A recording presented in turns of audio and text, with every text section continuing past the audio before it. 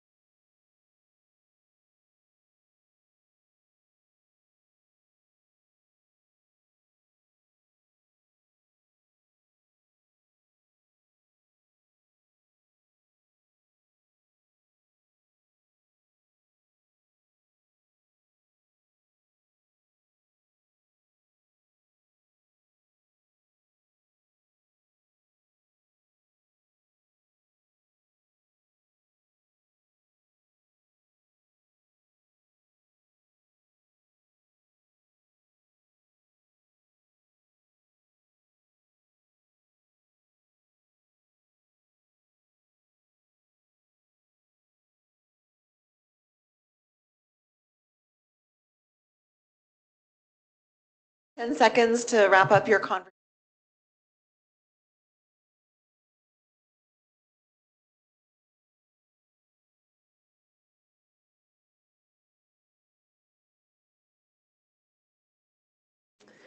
All right, good afternoon and welcome to the public meeting of the Lethbridge School Division Board of Trustees. Today on March 25th, it's officially our first meeting of spring, which is great. And so today as we begin, I would like to take this opportunity to acknowledge the traditional territories of the Indigenous peoples of the Treaty 7 region and Métis Nation of Alberta. We respect the histories, languages, and cultures of First Nations, Métis, Inuit, and all First Peoples of Canada, whose presence continues to enrich our community. First on the agenda is our consent agenda. We have 2 items, Division School Council and Facilities Committee. looking to see if there's interest of pulling either of those items onto the agenda. All right, seeing none, we move forward to approval of the agenda. Can I have a motion to approve, please? Andrea, those in favor? And that's carried. Thank you. And approval of the minutes. Are there any errors or omissions that need to be noted? Seeing none, I'm looking for a motion to approve, please. Christina, those in favor? So carried.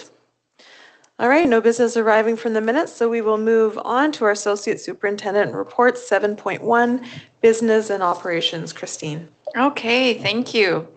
So of course, big business today is the presentation of 3-year capital plan. So I'm not going to talk about that because that's coming up. And there's a couple, and of course, we're really excited that based on last year's capital plan and some follow-up that we did, we received planning funds for a new K-5 elementary school in the south end of West Lethbridge. And also we received pre-planning funding for looking at scope and feasibility for the modernization of LCI, and that came in a separate letter and it wasn't part of the budget. So we're pretty excited to receive those two announcements. Thursday night, ICE Showcase, Innovation, Creativity, and Entrepreneurship Showcase. This is our 9th year. It's March 27th at Winston Churchill High School. We'll be in the gym from 6:30 to 8:30, and I encourage everyone to come out. We have about 23 tables. 22 are students and staff, and one from one of our sponsors will be there. We'll have some fantastic cookies and some refreshment, and there's really good door prizes. So I encourage everyone to come out and check out some innovation in Lethbridge School Division. West Cooley Station, she's moving right along, just an updated picture there. Galbraith modernization, we've just completed what they call the preliminary design phase. And in that phase, we're really just kind of playing with concepts and kind of blocks and squares and things and trying to move things around and figuring out what that looks like and getting a kind of a concept. You can see a sketch of a drawing of a potential concept there. That definitely is not a final concept, but that's saying, okay, if we take the existing building and add on to it and then try and make it look like it kind of blends together, what would that look like? Again, just a concept.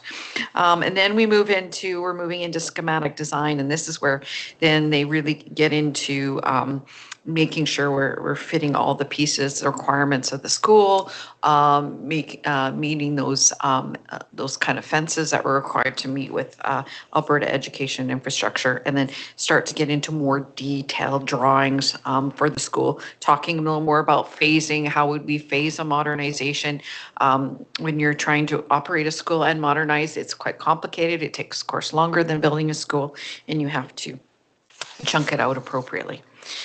The next one, I forgot to put this in my report, and so I wanted to make sure that I said this. I want to congratulate our Director of Finance, Avis DeCalver, who has earned her Certified School Business Official designation, or CSBO, from the Association of School Business Officials of Alberta. And in order to do that, she had to, of course, have some time in her role, as well as had to demonstrate that she'd taken professional learning in the areas of school law as well as school administration. And so congratulations to her. I've had the last couple times they've allowed me to present the CSBOs because I'm an FCSBO. And so I'm hoping maybe I'll get to present her and in June. Anyways, congratulations to her. So when she does her presentation on second quarter, please congratulate her.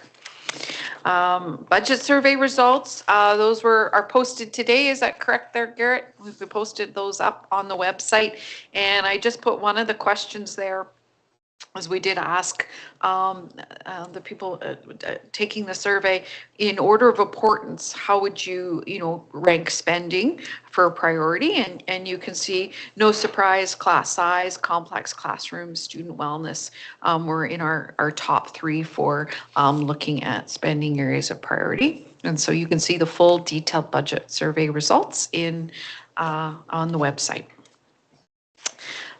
Technologies, they're always up to lots of stuff, but I do want to highlight that they are, you can see in those pictures below, they held a drone workshop, and that was in conjunction with the Learning Consort SAPDC, and we had 19 teachers attend, and they earned their, while they did the course, they earned their drone pilot certificate, and this course was about $1,000 to take it, but they get a DG Mini 3 drone, and along with that, and of course, learned how to fly it. And they get, again, you have to have your certificate from Transport Canada to fly those, and so they earned that all at the same time. So that was kind of exciting. So now they can take that back and use those skills at their schools. And I believe they also learned a little bit about how to apply that in the classroom.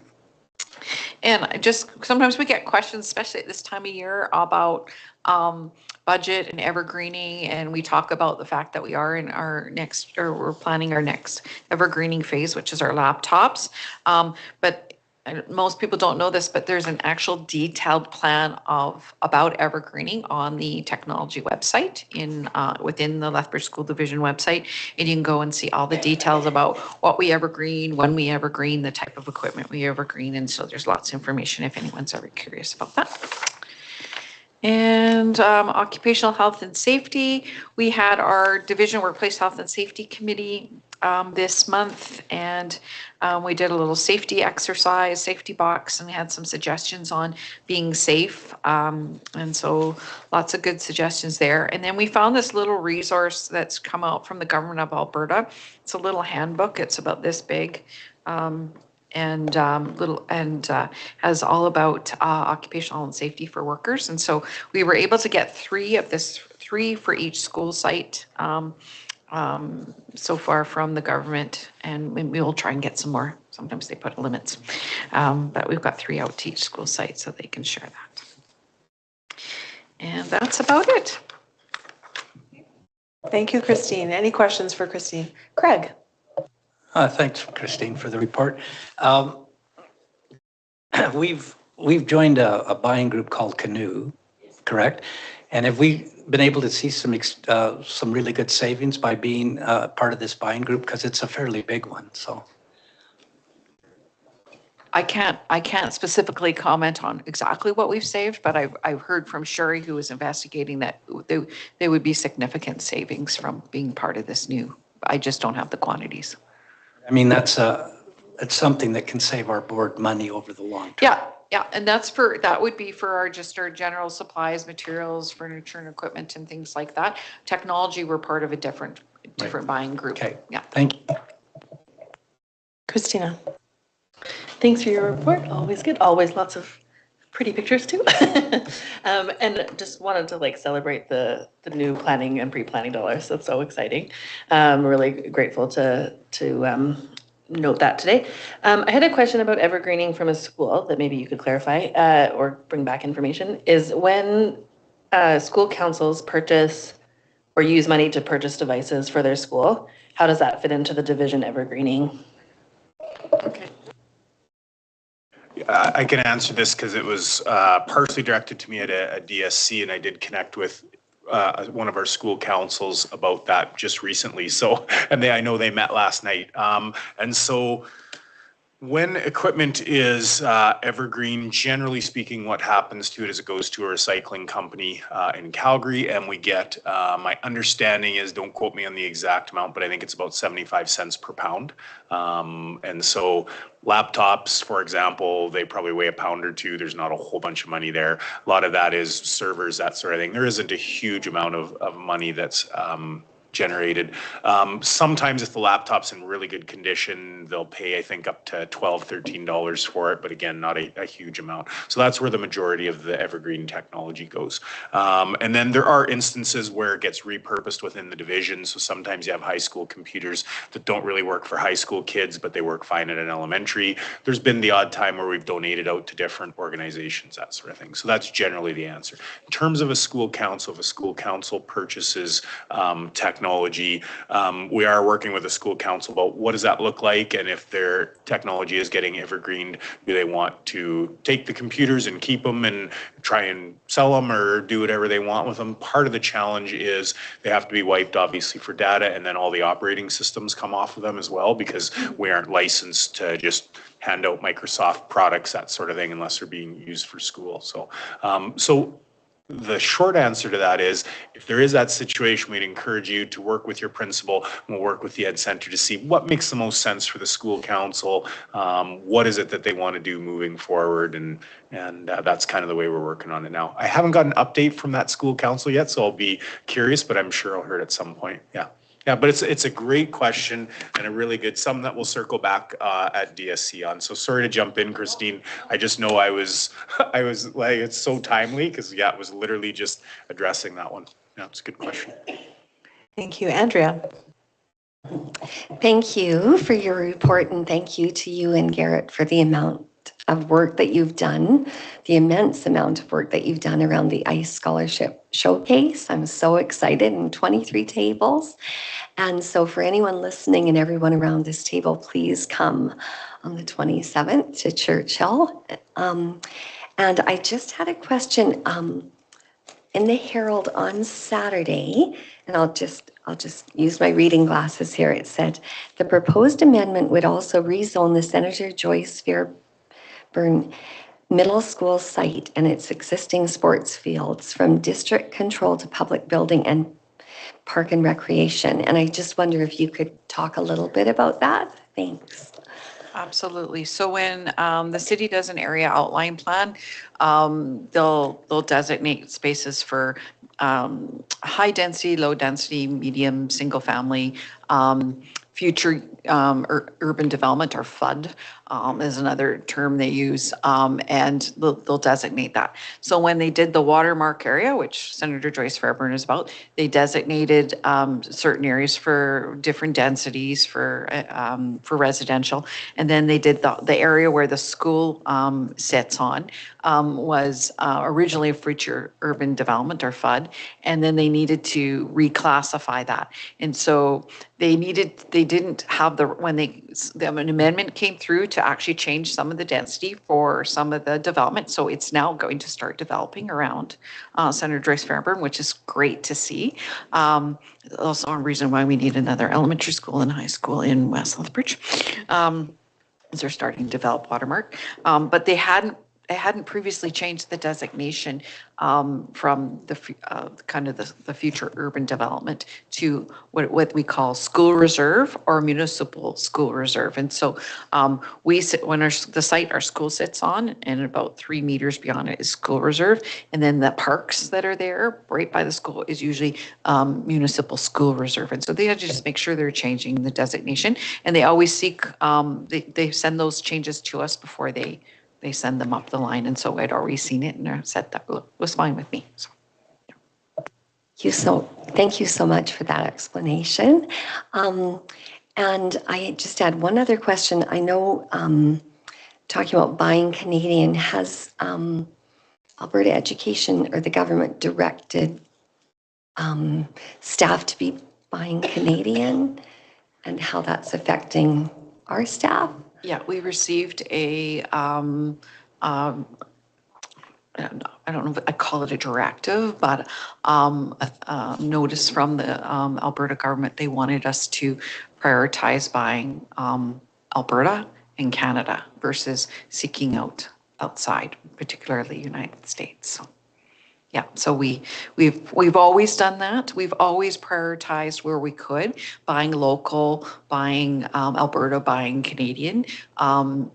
because sometimes it may look cheaper for instance, to buy in the States or China, for instance, for a product. But once you add in the freight and the duties and all that other stuff, it really isn't, or the quality is not there. So we've always prioritized. So we did send messaging to the schools when we received that information, just to let them know that our practices really haven't changed, but we're just going to be double checking to make sure that we are really following that local Alberta and Canada first philosophy for our purchasing. Thank you so much. Allison. Thank you for your report, Christine, and all the work that everybody does in your department. A couple things I'd like to highlight, and I think it was actually in previous month, but Jesse Sidlowski once again provided strong support for the Southwestern Regional Skills Competition. And with that strong support, I'd certainly like to give a shout out to our community partner, Career Transitions. Without the work that Career Transitions does for our students, we wouldn't be able to have that skills competition. And knowing that we had 20 Lethbridge School Division students compete in that, and a number of them will be heading up to Edmonton to compete in provincials on May 7th and 8th. So it's great that we have the skills competition and that we have that partnership together with Career Transitions to be able to offer that for our students. And when we look at our student futures, that this is another area that some of our students go into. So we are supporting our students for that. And then the other piece I just wanted to highlight that I appreciated was the first ever drone workshop that you spoke about. I think that it's great when we look at the future for our students. And I think a lot of the work that our students will be doing, depending on variety of fields, will involve drones for many things, whether it's real estate, whether it's farming. There are so many different areas that drones are being used. And I think when we have our educators knowing and understanding the use of drones and they're able to pass that knowledge on to our students, we are creating the learners that we need to be out there in our workforce later. So I appreciate the staff that did participate and look forward to hearing more as that moves forward to our students. So thank you. Just really quickly, if you're interested in drones, there will be a drone at the ICE Scholarship event on Thursday at Churchill, but we're not letting Mike fly it. All right, any other questions for Christine? All right, thank you, Christine, for your report. 7.2 instructional services, Morag. Well, we're all feeling a little busier in March. I'm sure for those of you that have been cruising around to our schools, there's report cards going on, there's all kinds of things, and this week has started with a bang. We are, of course, moving into Instructional Budget Committee. That is a very busy time for everybody as we start to look at our operational side, as well interviews and staffing and starting to think about next year. So lots of work happening in instructional services on that front. As well, we are embarking upon a little bit of a journey with rolling up our sleeves and looking at nutrition programming for the fall. We recognize that there are many different partners throughout the community that have shown interest recently in partnering and supporting food and nutrition delivery and services in our division. And so we are sending out a proposal for partnerships to our community over the next week and a half. We just want to really make sure we give everybody a fair chance to work alongside Lethbridge School Division, and then as well, of course, support our students so that they have nutritional supports in their schools and that no students go hungry. Just some things to bring to your attention as I look at the report in front of you. An exciting PL that Joel Telfeathers and our Indigenous Education Group are offering to our teacher reps for Indigenous education. So there's about 30 folks planned to go out March 26th to the Buffalo Jump. And ultimately, the day-long visit is building capacity for teachers so that they can take their students out and know all the nooks and crannies of the Buffalo Jump and beyond. So a really exciting PL. On April 4th, Dean and I get to meet a lot of different Spanish bilingual teacher candidates, potentially via interviews of the Spanish consulate partnership we have with Alberta Education. So we're looking forward to perhaps recruiting a few more teachers in that regard for our division. We've had tremendous success in our one that we've had this year. Rochelle and I will be presenting to our Division School Council on inclusive education. Looking forward to that opportunity. There's always lots of really great questions around how we support our students with exceptionalities. As you all know, we continue to move forward with the Inclusive Education Parent Advisory Panel.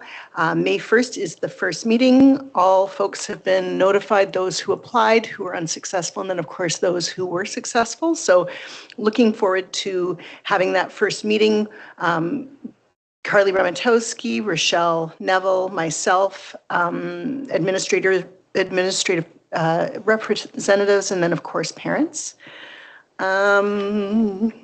Collaborative communities happen on March 17th, and I just thought really neat to profile some of the PL events or PL topics that the teachers had created groups on, like Mindful Tech, Choral 101, Play and Its Importance, urban gardening, developing civil discourse around contentious issues in school. So lots of really great topics and beyond. So those were not the only topics that were being offered.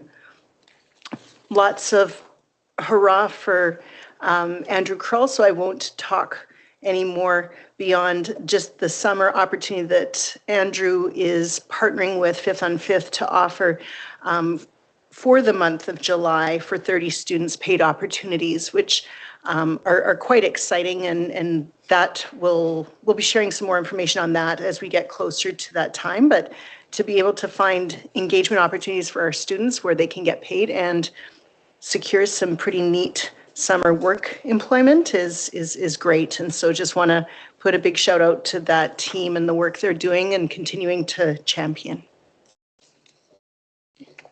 And if there are any questions. Thank you, Morag. Craig. Thanks, Morag, for the report. Just, it's maybe a question or a thing we should try to do. In early learning education, we've discussed the last few years how kindergarten has dropped in enrollment. And we've also discussed how we'd like to increase it. I'm wondering if we can't get an article into the newspaper either by the end of March or 1st of April on what we're doing with the kinder care program, which I think would be of interest to the public and maybe some parents that are looking for something other than daycare. And I'd really like to see us promote that because that might help us with our kindergarten enrollment. So just some comments back from the admin team on that. Yeah, I think timing is everything for sure, Craig. We love to profile sort of the preliminary findings of what KinderCare has provided. Currently, we're in an expression of interest phase, so Rochelle is aware of that interest. I think what we want to do is look at budget and have a conversation with the team as well about where we are going to go with KinderCare for the following year. Of course, we aspire and want to continue that program. We just want to be mindful that budget is looming over top of us, and we want to make sure we consider all of our variables before we start to plow the fields for next year, so to speak. But I'd love to do a profile on what we've preliminarily found this first year, because it's been very successful for the 30 students who've accessed that program. Andrea. I think that's a great idea. I would love to see an article in the Herald about that. As a passion of mine, I'm very excited about the Indigenous Education PL tomorrow at the Buffalo Jump. That sounds wonderful. And so happy that Carly was at your kindergarten evening. And I just wondered if you could tell us more about that evening, about attendance, interest, and feedback about our kindergarten programs. Thanks. Yeah, we had about 30-ish parents show up. We had 80 register. It was one of the first really nice nights we had in Lethbridge. We know how sometimes weather can impact our turnout in the evenings as we get into the spring and summertime. Essentially, Rochelle reviewed benefits of kindergarten, of course, programming. We had some coverage as well around French immersion program that we offer and Spanish bilingual. There were questions from soup to nuts regarding, what does a bus experience look like to what does all day versus half day look like. So just a positive event when we get 30 parents out who are interested in registering their kids for kindergarten. That's a win. Thanks so much. Allison. Thank you for your report, Maureen. Just focusing on the curriculum and instruction piece in talking with some teachers that have done those assessments with the students and concerns in not getting the results so it doesn't end up becoming a useful tool. I see in your report here it says that number of now that the mandatory kindergarten ones are done, that there's a number of students that'll be eligible for the learning loss funding, but we won't likely get that till the end of March. Can you speak a little bit about the not getting results and that not being a useful tool and how late into the year that we're getting that learning loss funding? Yeah, I think just given the assessments happened in January and to get everything processed and then data entered and then the feedback around just how those went from Erin, she just submitted to Alberta Ed last Wednesday. So really, we will be waiting from that submission to determine what that additional funding will look like to support our kindergarten students based upon the number of students, again, I would assume, who are at risk. Pardon me? We will receive the funding this year. Okay. Yes, late this year. Yeah, timing, not ideal, but given that January was when the first assessments happened for kindergarten, one would think, 3-4 months post would be government time for responding and providing some additional supports. Jenny. Thank you for the report. I just had a couple of questions. I noticed in counseling, you've acknowledged here that counseling has noticed a significant increase in needs at the elementary level due to increase in behavior and safety planning that requires support for our counseling. And I just wanted to ask what our ability to respond to that growing need has looked like and give opportunity for you to share more information if there's more you'd like to share on that.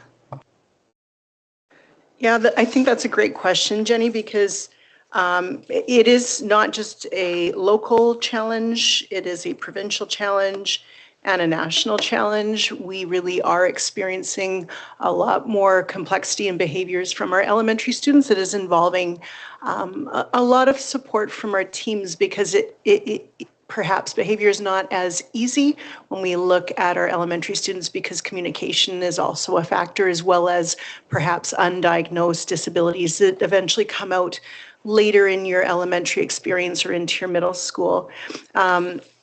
When we initially came out of COVID, we were seeing quite a few violence threat risk assessments being administered. And that was, again, a provincial and national trend that we were seeing with our elementary students. And Kevin Cameron has worked very closely with Jen Day and Rebecca Adamson, myself, and Jackie, now Rochelle, just around developing a better lens for our elementary students who are neurodiverse. That's what a lot of our complex behaviors are coming from, but again, undiagnosed possibly, and then as well just some more aggressive, more physical behaviors that I think we're all trying to look at through that multidisciplinary lens versus just assuming that behavior is an action of frustration. It's also communication, and then also it can be something that we need to go deeper on to look at. Does it require additional speech language pathology? Do we need to consult with occupational therapy? And also ultimately what our violence threat risk assessment process does, we're trying to maybe act a little bit more quickly. Where can we pull parents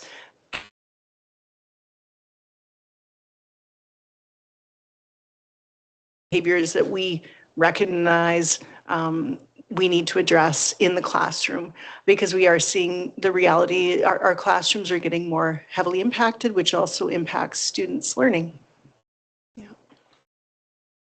Thank you. Can I follow that up with just, I think it's important, especially as we're moving toward budget. I think that's on everyone's minds, just understanding where we've been able to be successful in meeting that growing need and what our limitations have been, and the challenges that have been associated with, or the successes with our ability to, you provided really good information in how we've pivoted and adjusted to be able to give rapid response. But if there's any other information about the barriers to our ability, that the board needs to kind of consider, we know that is something that is a topic of conversation that comes up, and an area of concern that we're wanting to meet our students' needs as effectively as we can, and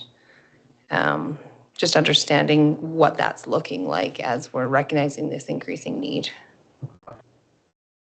I really like your questions today, Jenny. And I think there's always two lenses that we're looking at behavior through, and we have to use the lens that we're skilled at, which is education, understanding that there's also the medical lens that at times can be a challenge in Lethbridge, as we know historically through time. And what we do know with the educational lens of some successes and challenges, knowing that CASA classrooms are becoming quite popular. Many of the students that we are struggling with programming for would not be eligible for CASA classroom, because CASA classrooms require a family doctor, require not aggressive, not externalized behaviors, require referrals from various agencies. That as much as we would love to have the team of professionals that CASA classroom offers, we just aren't seeing the candidates that would fill the classroom at our elementary levels, which is where we are really encountering those more challenging behaviors that our educators and our administrators are struggling with. Successes, we definitely know when we can slow down programming for students who are externalizing a lot of behaviors and have limited communication and are exhibiting sensory challenges. We know that having a full wraparound service of a behavior lens, SLP lens, so communication, occupational therapy lens, and an educator with an EA, we know that an intensive wraparound, even short-term 3-month block in research can be significantly successful. And so, of course, with opportunities to socialize within those skill building sort of opportunities. So we've seen some short-term interventions that we have put into place that have been successful. It could be more successful if we had more access to speech language pathologists and psychiatrists and. But I think we go back to when we first came here 8 years ago, 9 years ago, and self-regulation was the conversation. And it just reminds us how important self-regulation shouldn't necessarily just be a room in a school. It should be something that we're doing all the time, teaching in our classroom, because our students are struggling, not just students who are identified with neurodisabilities, but neurotypical students struggle with self-regulation, just given their day-to-day landscapes. So yeah, that's a little bit of a snapshot, Jenny. I appreciate that. Thank you. I did have one other question. I'm not sure if it's still my turn. Perfect.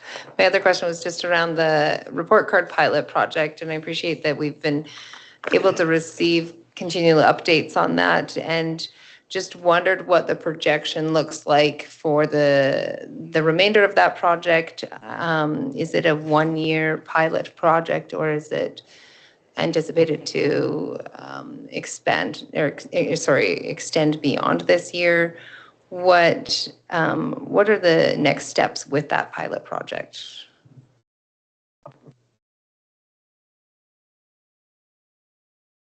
Well, I just paid a bill to Intellimedia. So I think Erin's on the right track with the template for our report card.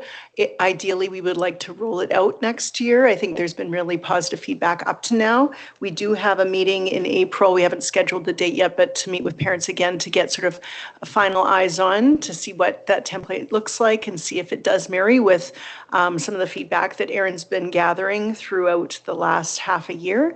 I think we're optimistic cautiously, Jenny. What I can do is I can get a full layout with report cards from Erin for April. That would be excellent. Thank you. One of the things that the board knows well that we've really focused on is aligning curricular outcomes with instructional practice to assessment, and then that leads to good reporting. And certainly we are hearing some positive feedback that reporting, because of the connections that we're making with the curriculum, is working well. And so certainly the plan all along was, if this is working well, that might be a model to move forward throughout the division, not just at the elementary level. So, I mean, because it's a pilot project, you always want to be open to it didn't work, but that certainly hasn't been the feedback that we're hearing. And so, as Morag said, that'd be something that we'd probably want to move along. And I just wanted to give a plug for making that connection when we talk about, because that's one of our focuses, professional learning, is connecting assessment to outcomes and how we report. So. Thank you. Craig. Through the conversation, I've just come up with a couple of questions. I know that when you walk into a lot of our schools, they'll have like SOAR or some of the program. I'd like to just know how effective those programs are doing in helping students moderate their behavior and to take, I guess, be aware that they can make choices, but they also have to be accountable. And it would be, I don't know if you have the information, you probably don't have the information now, but it would be nice to have a follow-up to see how effective those programs are doing, especially for kids that are struggling. And the second part that I have is, in my conversations, have you had any feedback in the fact that schools now got the access code to give to parents at their school council meeting? I've talked to a couple of principals that they, instead of last year of having 7 parents fill out it, they've already got up to 40. So could we maybe have if you heard some really good success on that, let us know, because that helps the board in planning out their strategic priorities in the assurance plan. I'd be happy to respond. Yes, we have seen an improvement. We've been watching it. I've been watching it very closely.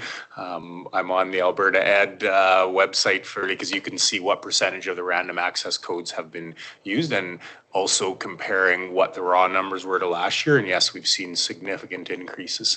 We'll wait until Alberta Ed actually gives us the report with the official numbers, but just anecdotally, I'm looking at it, and last year we had, I think it was 534 parent responses in that ballpark. We're closing in on 900 as of today.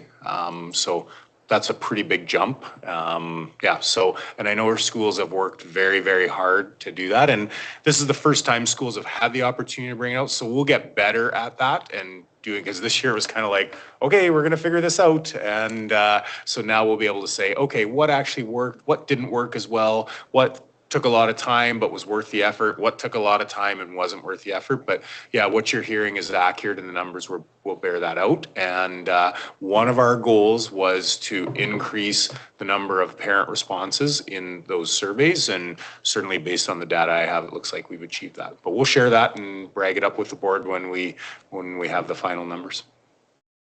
Thanks, Mike. Yes, Craig. To follow up on that, that might be a good discussion at our Zone 6 meeting, because if we're seeing an increased number of parents participating in all the divisions, I think Department of Ed should hear back from us that we appreciated it, the change, and it's helping us get a better idea of how well the parents view our school district.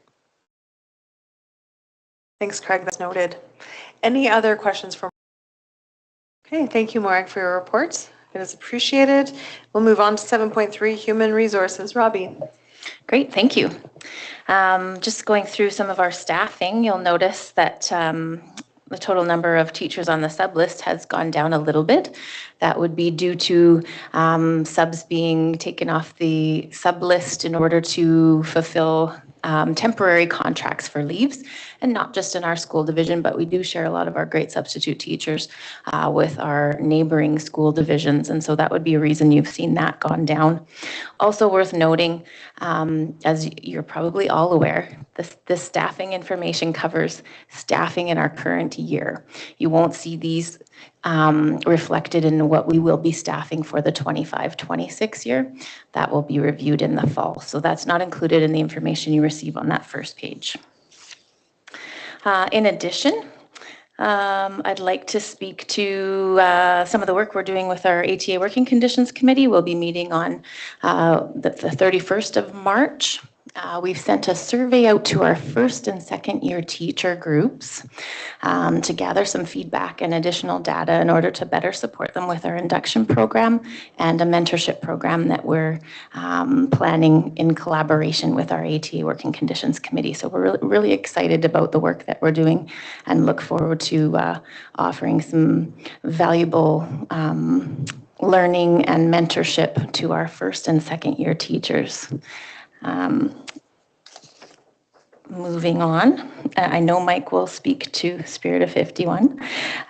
So you'll see we offered some staff recognition. Spirit of 51, I'm sure will come up. We did Substitute Appreciation Week, celebrating all of our substitute and casual staff. We invited them to our education center, those that work 20 days or more, to receive a gift of appreciation. Those that worked less than 20 but were out at schools would have noticed some gratitude, a sign of gratitude as they checked into each office of the school, and some goodies to choose from as they entered each school. So we were really trying to make sure that all of our substitutes, support staff and teaching staff know how much we value and appreciate the work that they do and how they contribute to our school division. And thank you to Garrett for sending out communication on that as well.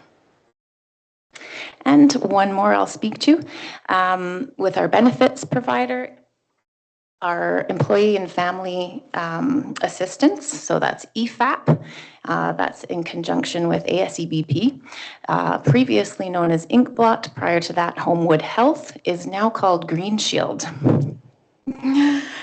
Green Shield was launched on March 17th.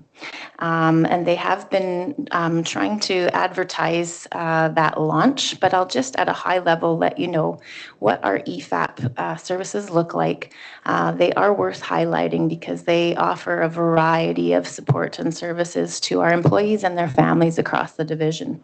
And so included in that would be individual counseling, couples counseling, health coaching, career coaching, and life transitions.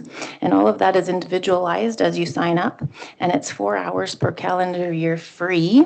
And then you can, at a reduced rate, continue with those services. Unlimited services include financial advice and legal advice. What sets Green Shields apart, or Green Shield, they do have some additional services that are worth highlighting. They have a program called Mightier. Now, Mightier was developed at Boston's Children's Hospital and Harvard Medical School to help children learn how to regulate their emotions. So it's an app-based heart rate biofeedback video game designed to teach children emotional regulation skills through play. That's a new feature on our EFAP services. There's an additional, it's called Nugemo Health. It's a Green Shield partnership, and it's for culturally safe mental wellness care offered to self-identified Indigenous employees. And a third addition would be a digital CBT. CBT stands for Cognitive Behavioral Therapy. It's a digital program to help people with anxiety and depression achieve their wellness goals. It's got interactive learning modules, tools, and coaching. So just a vast amount of services offered on our EFAP. We are always trying to find ways to promote and better inform our employees of those services that are available. In addition to that, I mean, there's everything from caring for your elderly parents, menopause, smoking cessation, and the list goes on and on. So we really try to encourage our employees to access those resources that are readily available to them. So that's a new feature with some of our benefits. Thank you. Thank you very much, Robbie. Are there any questions for Robbie? All right. Hearing none? Yes. Sorry, I'll just add one more thing. My rationale for in the spotlight, and Carrie's been working with us for 6 years. I should have added that. She's not a new staff member. She has been with us, our HR team, for 6 years. And part of that was to just inform our public of the great work some of our personnel do here at the Ed Center and the things that they do to support the work of what is happening in our schools as well, but also in HR for recognition of our staff and staff wellness. So a shout out to Carrie as she is in the spotlight this month. Thanks very much. Thank you very much, Robbie. And yes, cheers to Carrie. Carrie has a big impact on the board and supports the board in our endeavors. And I know she holds a significant role in the HR office. So thank you to Carrie for all the leadership and support you bring to the division and to the board. All right, we will move forward to superintendent's reports. Mike. Thank you. And I'll start off with assurance priority reports. And I've definitely encouraged the leadership team to try and just be, you don't have to include quite as much detail because a lot of it's covered in the reports. And also it's not about giving you a laundry list of everything, but just hitting some highlights. I'm going to hit a couple highlights, many of which have been discussed. And then of course, as always, if there's questions, happy to answer them. I'll put in one more plug for the ICE Scholarship Showcase. It'll be my first opportunity to ever attend one, which I just can't believe that I've never been to one. So I'm very excited. Last year I was going to go, but it was bad roads and I had to go to Edmonton, so I had to leave early. This year I will be there, so I'm really excited about that. Looking forward to it. I know we will discuss the capital plan later, but I just want to say kudos to Christine and the work that the committee did. It's been we've spent a lot of time talking about capital planning and we've had some success here with some projects announced, so very pleased about that. We're going to continue to forge ahead. There's more opportunity here in Lethbridge, but take a moment just to say thank you for the work that you did, and also thank you to the government for recognizing the need here in Lethbridge. It's always important to recognize that stuff. Under foundational learning, I just wanted to give a little more detail on Michaela working with, she's working with doing a session from non-standard to standard, and it was about spatial awareness through measurement. Just so you know, standard measurement, what we're talking about is using a ruler, using a tape measure, something like that. Non-standard would be using your feet to try and measure distance, using string, using blocks, using a variety of different ways. So just so you know the difference between the two. We had a good plug for the Southwest Regional Skills Competition. So obviously had some students that were very successful, which was absolutely awesome. So kudos to them. Going to professional growth, it was mentioned the drone workshop. That's pretty exciting. And I was in here the night before and they had all the drones set up and we're getting ready to go. So pretty cool and appreciate that opportunity. As Robbie mentioned, I was definitely going to mention the Spirit of 51 event. It was really well done. Kudos to the HR team that did a lot of the background work. Certainly appreciate the work that the committee did. And just a huge thank you to all of our employees that were there, all the trustees that had an opportunity to be there. It was just such a nice event and a fitting recognition of the excellent work that people do. So pretty awesome. It was just great to see such a good turnout. People spending a little bit of time enjoying themselves, just awesome stuff. And Robbie talked about the Employee Family Assistance Program, and so I won't belabor that, and that's under local and societal context where we talk about staff wellness, but certainly something that we really should be proud of as a division. The Employee Family Assistance Program that we provides a lot of opportunities and benefits for our staff members. So we appreciate the work that the providers do and that HR does to coordinate those things. So without any further ado, if there's questions, I'm happy to answer them. Otherwise, we'll move on. Thank you, Mike, for your report. I'm going to go back to Skills Canada, or Skills competition piece. I left my question for this section for you. Knowing that there is a budget implication to have career transitions, I'm just wondering, is that a budget item that we will see in this upcoming budget, or what will that look like for career transitions going forward? Yeah, it's an excellent question. I have been in contact with them. So yes, it'll be something that we have a conversation about as we go through budget for sure. We know that there's more support coming for the government in the area of career exploration, connecting with post-secondaries, that sort of thing. We just don't know what that looks like. And I'll just kind of give a bit of a I'll give a bit of a statement for this for the board's own awareness. One of the challenges that we have within that space is there's so much, and it's not really under an umbrella. So we've got work experience and RAP and green certificate and internship programs and career transitions and dual credit and SACE and all those sorts of things that are all sort of in the same space, but they all do a little different thing. And so that's one of the things that I think school divisions that we grapple with a little bit is how do we bring that under an umbrella and bring some focus to that? And a big part of where we're starting to see the shift in focus is exploration, about giving opportunities for kids to really explore, and even at a younger age, starting in the middle school. So the idea that, you know, getting to know industry or all these different jobs that are out there, that there are lots of opportunities and pathways for you, and you don't have to decide that at 14 years old. But if we can start to connect you with some of those ideas, then it makes a big difference moving forward. So that's a long-winded answer to yes, that's something that we'll always take a look at for sure. The board will have an opportunity to have some discussion on that because it's an area that when we get our funding, we're really going to have to think about, okay, what can we do effectively? What are the areas that we really need to prioritize and focus on? Okay, thanks for that answer. I know we keep hearing how the success.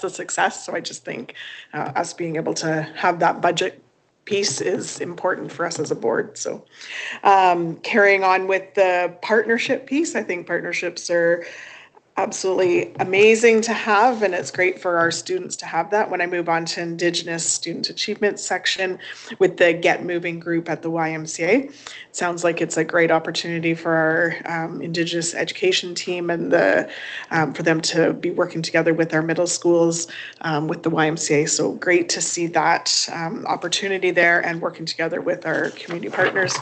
Always love to see that. And then my last point that I have for today on this part is under active healthy students, where it's the topic of neurodiversity and sexual health. The wellness team participated or had a presentation. So my question was, who offered this session, and is there an opportunity for a parent session?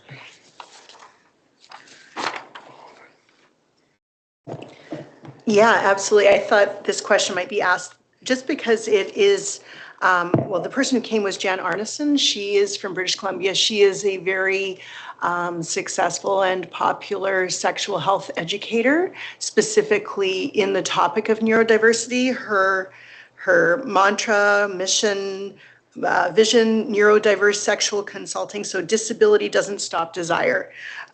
She provides positive sexual health education and believes it's a right and a necessity for everyone. So neurodivergent individuals often face barriers when attempting to access the information that they need to have happy, healthy relationships and stay safe. Educators and advocates require resources, training, and tools to support the neurodiverse population and fulfill that right. She really did only just spend time with our wellness teams, but we recognize our learning support teachers as well as teachers and EAs and parents also benefit from this conversation and this learning. So Jackie had the intention of making this sort of a succession of trips back where Jan would work with different groups and support as we move through time. So we most certainly do plan for Jan to return in the fall. Thank you for that. I do think that those are certainly conversations that should start in the home, and I think that parents having an opportunity to have access to that would be fabulous. So if we can explore that in the future for parents to be able to know and understand this topic better for their children would be wonderful. Thank you. Craig. Yeah, the CBC just had an article on collegiate schools, and they basically focused on the Southern Alberta collegiate system. I think they interviewed Jason Coopery from Palliser. My question I know that we got, I think, around $6 million for all the divisions to do that. Are they continuing a yearly funding to us, or after the initial grant of money, now do we have to find it in our budget to keep it going? And if so, why? I mean, it's an important thing, but it seems like it's typical of most governments to do the one-time funding and then not give us the money to continue it. And so I'd like to know the struggles between is it 6 school divisions? I think it is. Excuse me. The 6 school divisions on how to keep the funding going for the Southern Alberta Collegiate Institute, because I think it's important for our students, and it's important for the province of Alberta. Yeah, we have lots of different funding pools that started about 3 years ago with our work experience collegiate dual credit programming. We had collegiate funding that Palliser was the banker board, and we, along with 5 other zone divisions, worked with Palliser to secure the building of the collegiate, right, which we know is still struggling to get finished because there was perhaps an underestimation of the cost to renovate the barn. So as far as the actual program itself and what's being offered, our students are accessing the collegiate program, but it's within Lethbridge College right now, which they're Lethbridge Polytechnic, beg your pardon, which to me is just as amazing and jammy for our kids to walk in the halls with adult learners and see how they behave and be in the labs that the adult learners also access. The funding itself never came to us as Lethbridge School Division for the collegiate. It just went straight to Palliser to build the collegiate building and start up the actual program. So we paid $40,000 last year to ensure that about 40 students could access dual credit funding related to all of the programs that the collegiate, and then also our just the collegiate part, sorry, I beg your pardon. And then we also had another 15 spots in the first semester and the second semester that we offered to other students for more of the asynchronous sit and get dual credit programming. Those courses were funded through our dual credit grant. That is, every year we're allowed to put forth an application for dual credit offerings. So any new dual credit offerings that either the Polytech or Bow Valley, we had esports, right? There are a few others that we would, again, submit this next year if they are going to open that up. That's $50,000. So if we do not have that application, we will be in hardship to try and offer all of the dual credit offerings that we have been providing.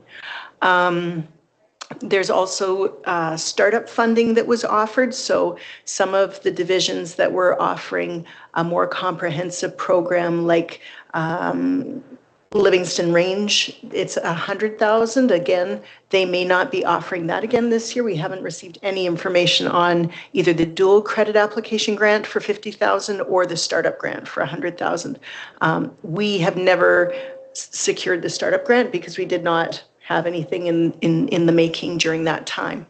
Next Gen as well is another pocket of money that we do receive a third of our salary paid of one of our student support workers, where they're given the task to work in all of our high schools and connect our students to dual credit opportunities, connect them to next generation careers, and then also connect them to other work experience, RAP experiences. So altogether, we're looking at potentially $200,000 that is going right now into supporting these programs and people.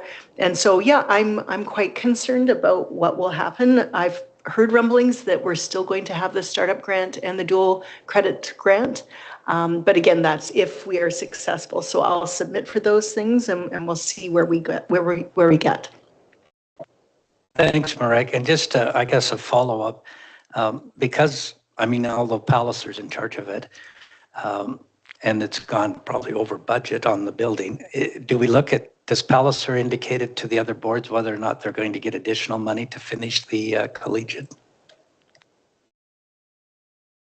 I know that Jason is in conversation with the government about this. Thank you, Marek. Yeah, and short answer, I think, to your point is, yes, the funding is uncertain. Yes, it makes it difficult. And one of the things we've really tried to emphasize to Alberta Ed on Team Lethbridge, for example, is there's really unique opportunity in Lethbridge in that we've got multiple school divisions that want to work together. We have 2 post-secondary institutions in Lethbridge that are excellent partners and are excited to work with us. So if you can give us some funding, some stable, predictable funding, let us roll with it and we can work some magic down here in Lethbridge, because we've got a very unique situation and it's all based on the excellent relationships we have between school divisions and with our post-secondaries. So pretty unique and pretty fortunate down here. And if anybody in Alberta Ed's listening, yeah, we're ready to go. Jenny. Thank you for your report. I just had a question under student growth and achievement for the effective assessment section. Our math and English language arts and literature working groups met to discuss new report card and assessment practices to align with our new curriculum. And I just wondered, with that new curriculum, what does that shift look like for those assessment practices? Is it a significant reshaping? Are we able to carry over some of our previous practices? Can you tell us a little bit about what that process has looked like? Yeah, that's an excellent question. And I can't speak to the exact, I know there are definitely some things that are carryover and are pretty easy to transfer from the old curriculum to the new curriculum, but in other cases, that's not the case. And I couldn't really quantify that for you really well. But what I will say is the purpose of that work, the real opportunity, there's lots of challenges, and I think you hit the nail on the head in terms of there's a lot of work that comes with curriculum change. Even if it's pretty easy to connect the two, it's just a lot of work to redo a lot of the things that you've done and you already have in place. So that's the challenge, but where we see the opportunity is that opportunity to really get back to that core of what do the objectives say?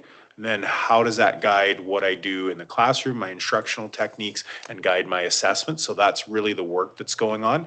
And so in that sense, even if there's a transition between if there's a good connection between the old curriculum and the new curriculum, we're really encouraging teachers to take that opportunity to look and say, even with the old curriculum that you had, did it mesh well? And as you move this over, now let's be really, really clear and really take a good hard look at, do we have good alignment between the objective, the instructional technique, and the assessment practice?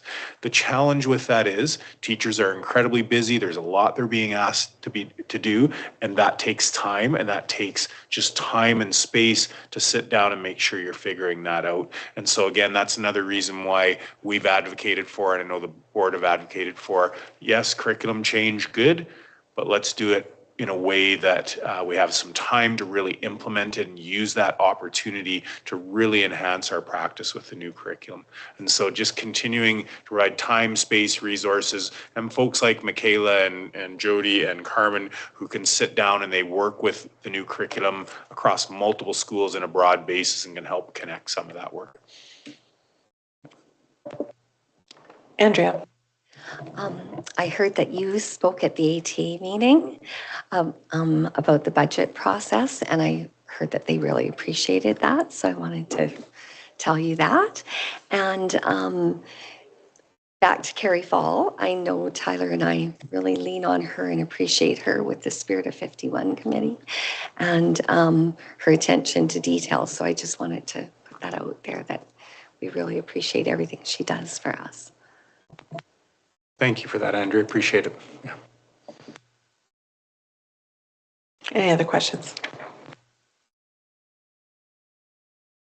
All right, we're into acknowledgements, excellence of school showcase, and this is always one of my, this one and donations and support are two of my favorite because we're just very, very fortunate in this school division. So it's just neat to sit down and read a little bit about the schools. I know you've read through it, so I won't go into detail, but when we look at Lakey, one of the things that really jumped out at me is, you know, them talking about shaping the future of their school, their mission and vision, and just the simple sentence of ensuring that every student needs and aspirations are met. What a beautiful way to phrase it, and exactly what we want to try and do in Lethbridge School Division. And you can see that throughout the information that they've shared, whether it's talking about some of the activities they've done, their Fish Fridays. If you've ever been to a GS Lakey performance, they are second to none, do just an incredible, incredible job. So just so many opportunities for our kids to have their needs met and also have their aspirations met. And you can definitely see that in Lakey's presentation.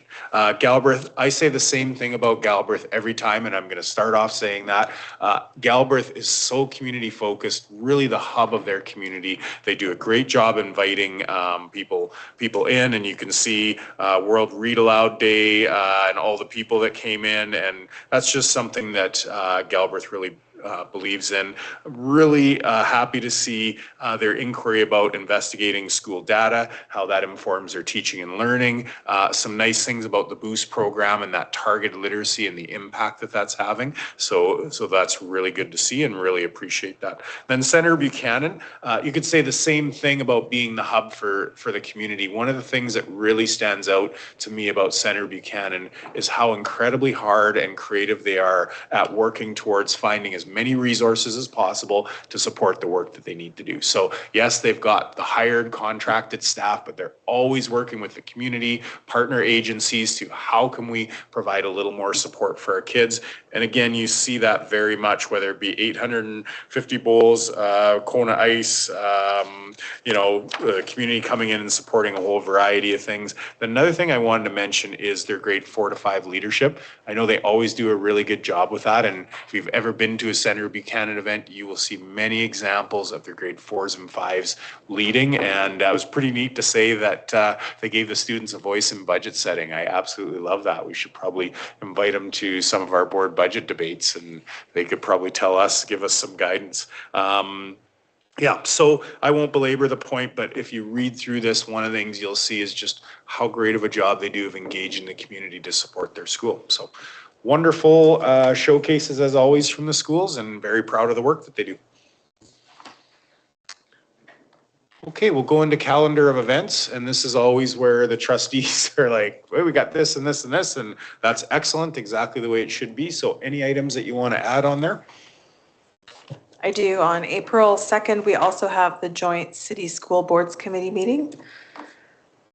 And sorry, I didn't catch this before. It was, and I believe on the 29th, we have our boundary committee as well.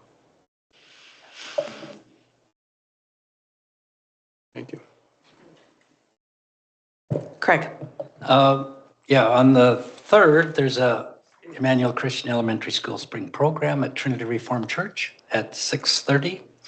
And on the 9th, Public School Boards is hosting an evening with the government MLAs at the Matrix Hotel.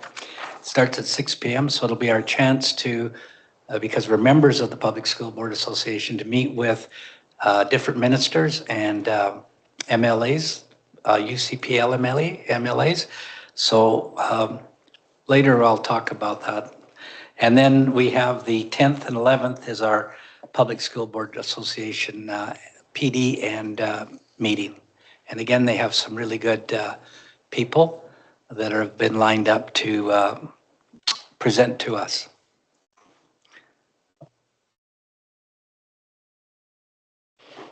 Thank you, Craig. And then we'll wrap up with donations and supports. Again, just incredibly proud, incredibly appreciative of the support we get from our communities. You can read through all the businesses that have donated, parents donating. We're just, once again, very, very fortunate. And again, these donations, in some cases, they go to support the kids on a variety of activities. In some cases, it's the school as the hub to support the community. So very, very fortunate as always, and very, very grateful for the donations and support that we get. Thanks, Mike. All right, moving on to board chair report. I have one item, the Joint City School Boards Committee update. As you can see in the memo, on February 27th, I attended the Governance Standing Policy Committee with Carmen Momberquette, who's the chair of Holy Spirit Catholic School Division, and we both had opportunity to address the committee on the importance of continuing with the joint committee. And the motion before you was carried for the joint committee to continue as a key governance and collaboration mechanism until the November 3rd, 2025 organizational meeting of City Council, and requests that committee investigate the feasibility of formalizing the joint committee as a committee of council through the development of a proposed mandate and governance structure and the assessment of the potential cost and resource implications associated with formalization. And so essentially what that means is it's going to be up to the next and new council to finalize the approval of this joint committee. But as a committee, we're going to be working on the details to be able to present to that new council as to the effectiveness and the purpose of this committee. And we've had some really good conversation at the committee level and even at the SPC. After my presentation, it was noted that it was appreciated that we leaned into governance, and this needs to be a governance-focused committee. It's not an operational committee, even though there are moments where we have to touch into the operations to gain understanding for what we do on a governance level. And so we're meeting on April the 2nd, and we look forward to that continued work. Are there any questions? Craig? A question, but thank you for the work that you and Carmen have done to continue to keep that Governance Standing Policy Committee alive. And hopefully we'll be able to continue it after the next, our board too, after the next election. Thank you, Craig. And certainly it's been a positive experience. I know it ruffled our feathers a little bit to face the disbandment of this committee, but it's really zeroed us in on the governance purpose of this committee. And I know the last committee meeting was very effective and productive. Any other questions? No, seeing none. All right, we have 8 minutes until presentations. Presentations is next on our agenda.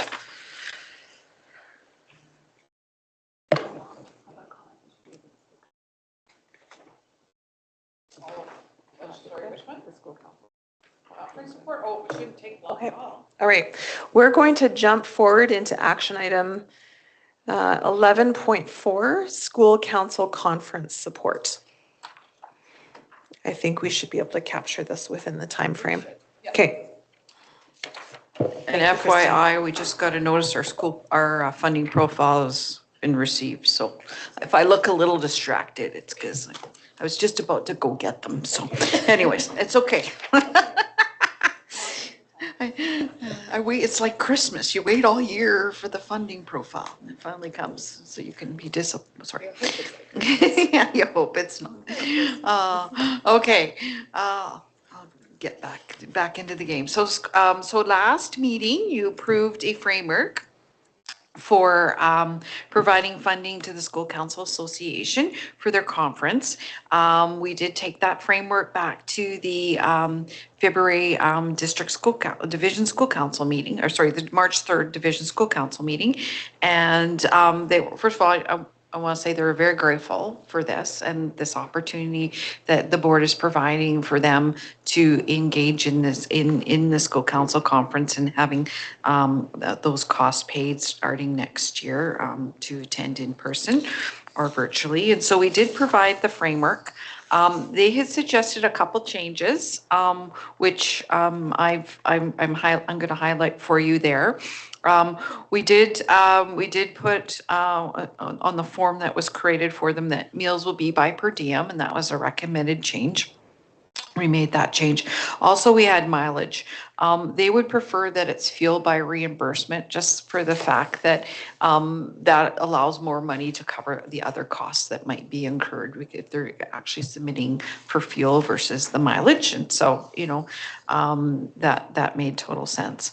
So it gives them a little more money there. One of the other things they talked about a little bit was in years that it's virtual. You know, for instance, this year it's like $50, I believe, to attend the conference virtually. And we give them up to, this year they'll get up to $400 for registration.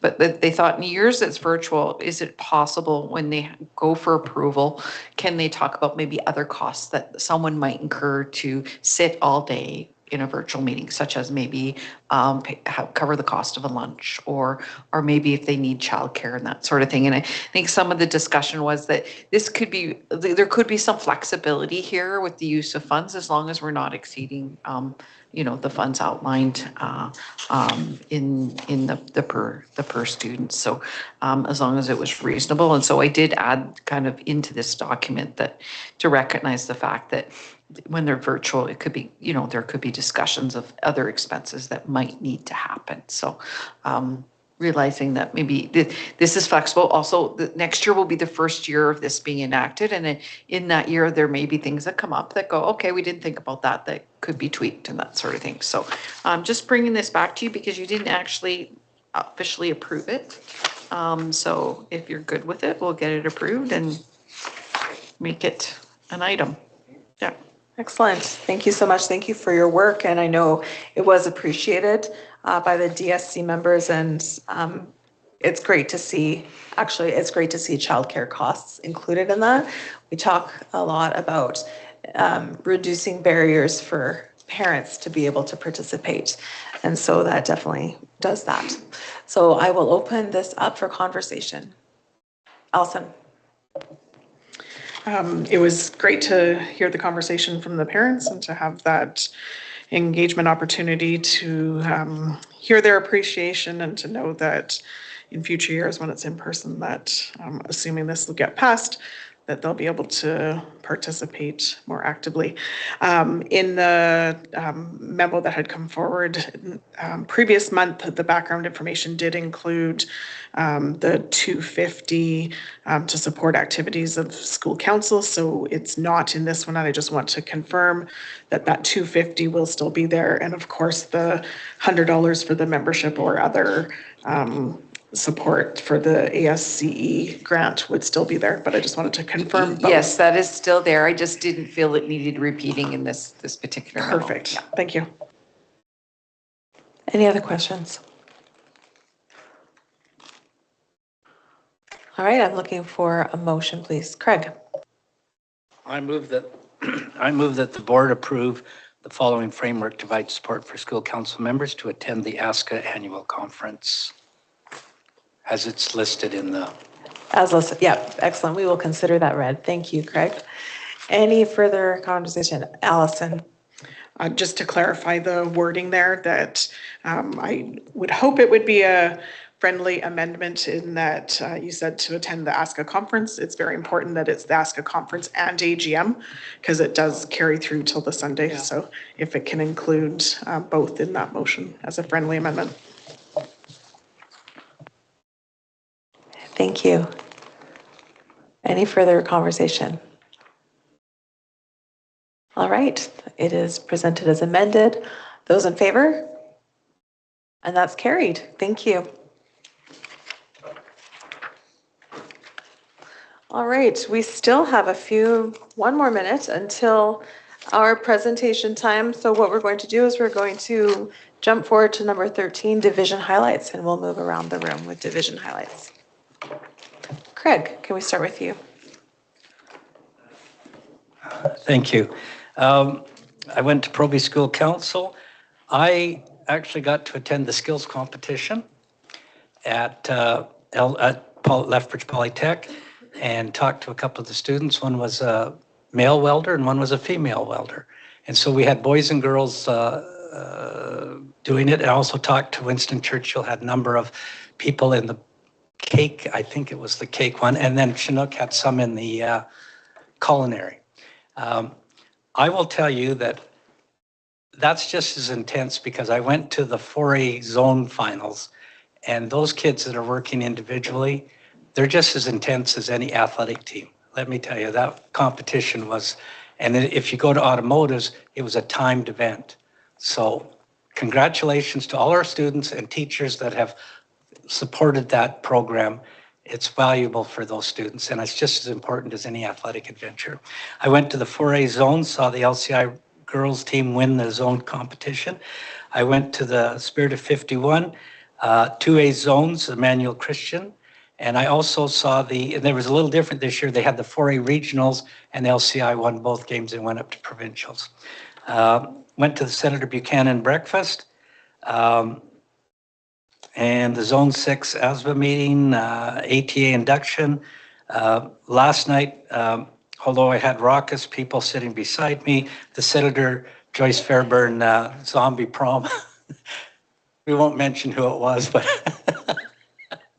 and I just know that I'm going to be at Cobanks tomorrow and at the ice thing on Thursday.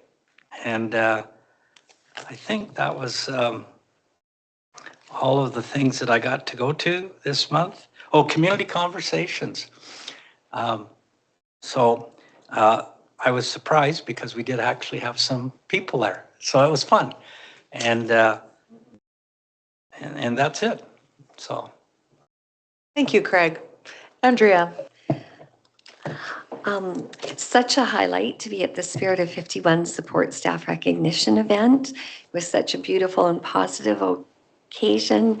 I loved hearing all of the beautiful stories of support staff and their impact on our students and families. And I appreciated Tyler being right up there at the podium with me and supporting me.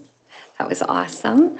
And again, to Carrie Fall for all of her organization. She's amazing.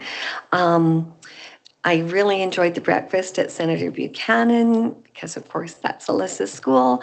I love seeing the cool Harry Potter themed book fair. That library just looked amazing, and got to buy some books for Leo, so that was a bonus. Really enjoyed the new teacher induction banquet. It's so exciting to see all those young teachers and all of the staff come out and support them. And I just think that's such a wonderful relationship when they can learn from current teachers and they come to support them. It's a great relationship. I enjoy going to working conditions. I really think that's an important liaison. I got to Galbraith and Mike Mountain Horse to their council meetings, which always lovely to talk to parents. And community conversations, yes. The turnout was amazing. And I got to talk with a young mom who, for quite a bit of the time. And I love it when people are interested in running for, to be a trustee. I think that's wonderful, especially when they're that young.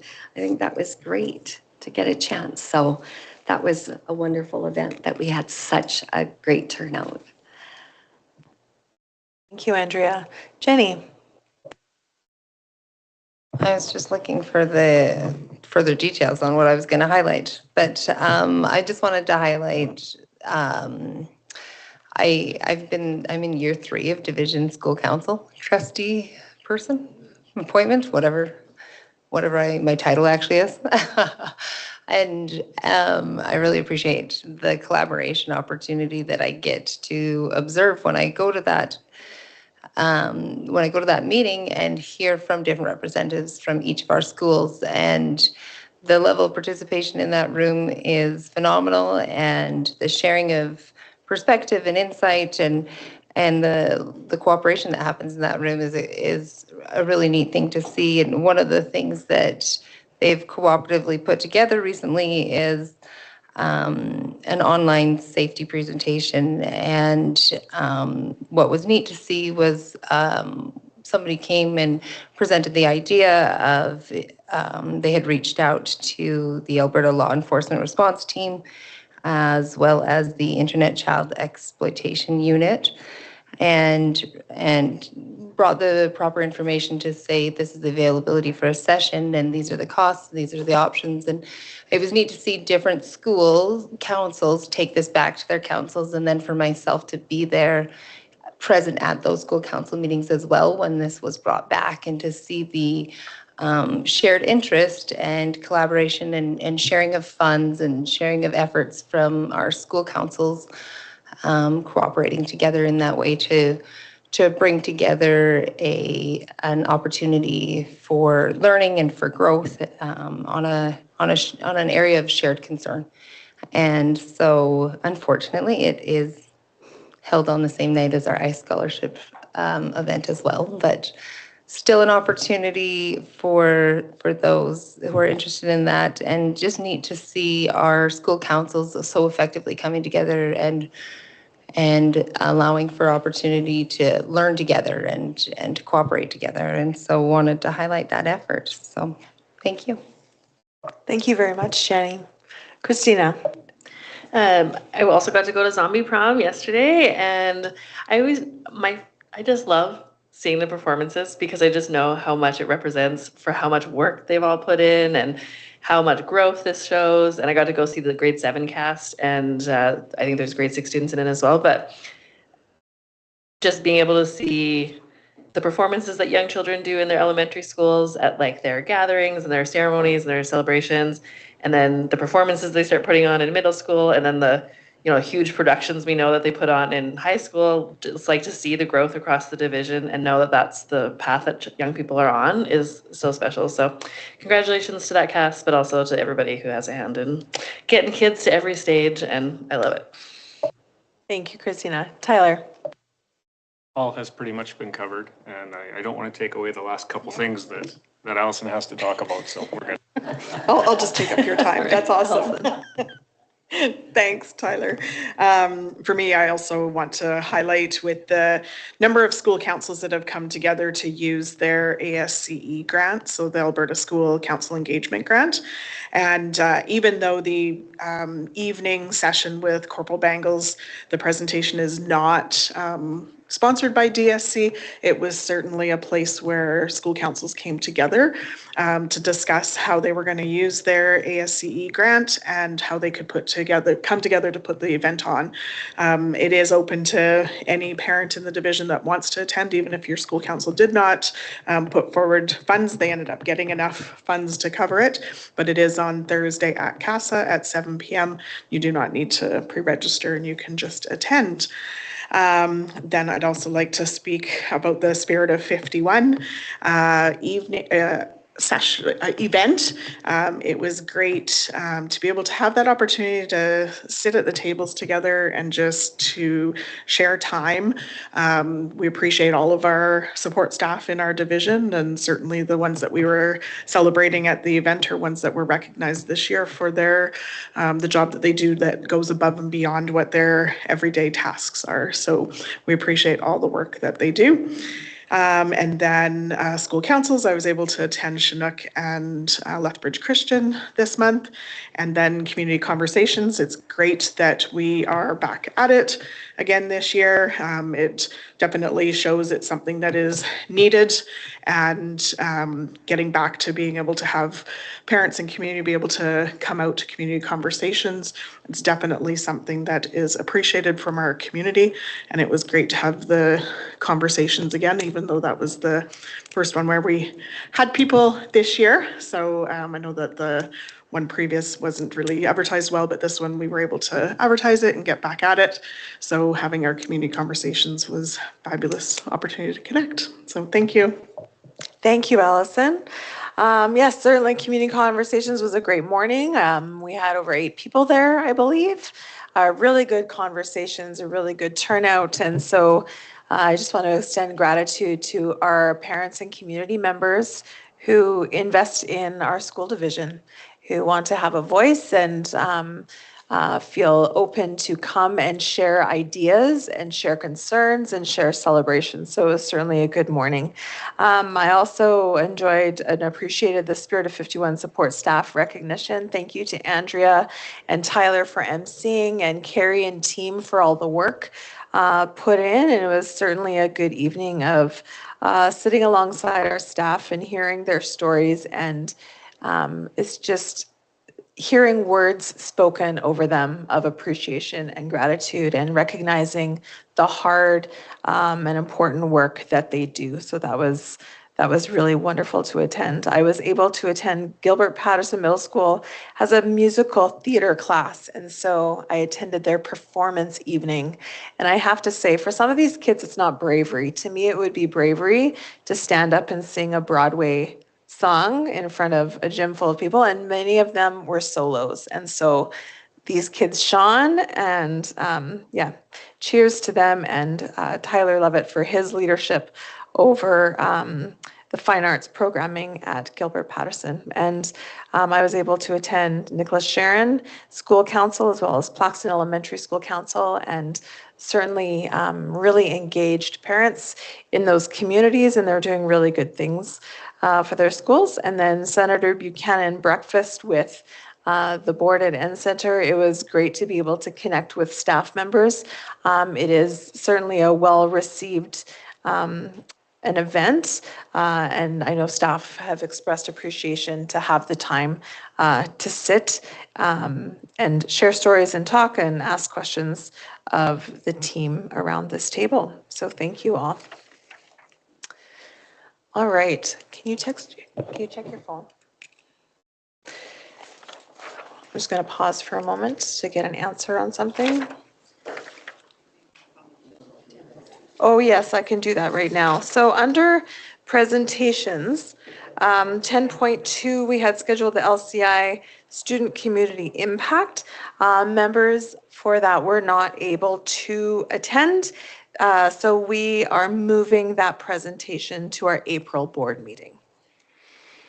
All right, and right now Meg Fester just walked into the room. Welcome, Meg. And so we are going to move to 10.3, our public member presentation. So Meg, I'll just invite you to come sit up front when you're ready, and then we'll have Tina set everything up, and then we'll begin.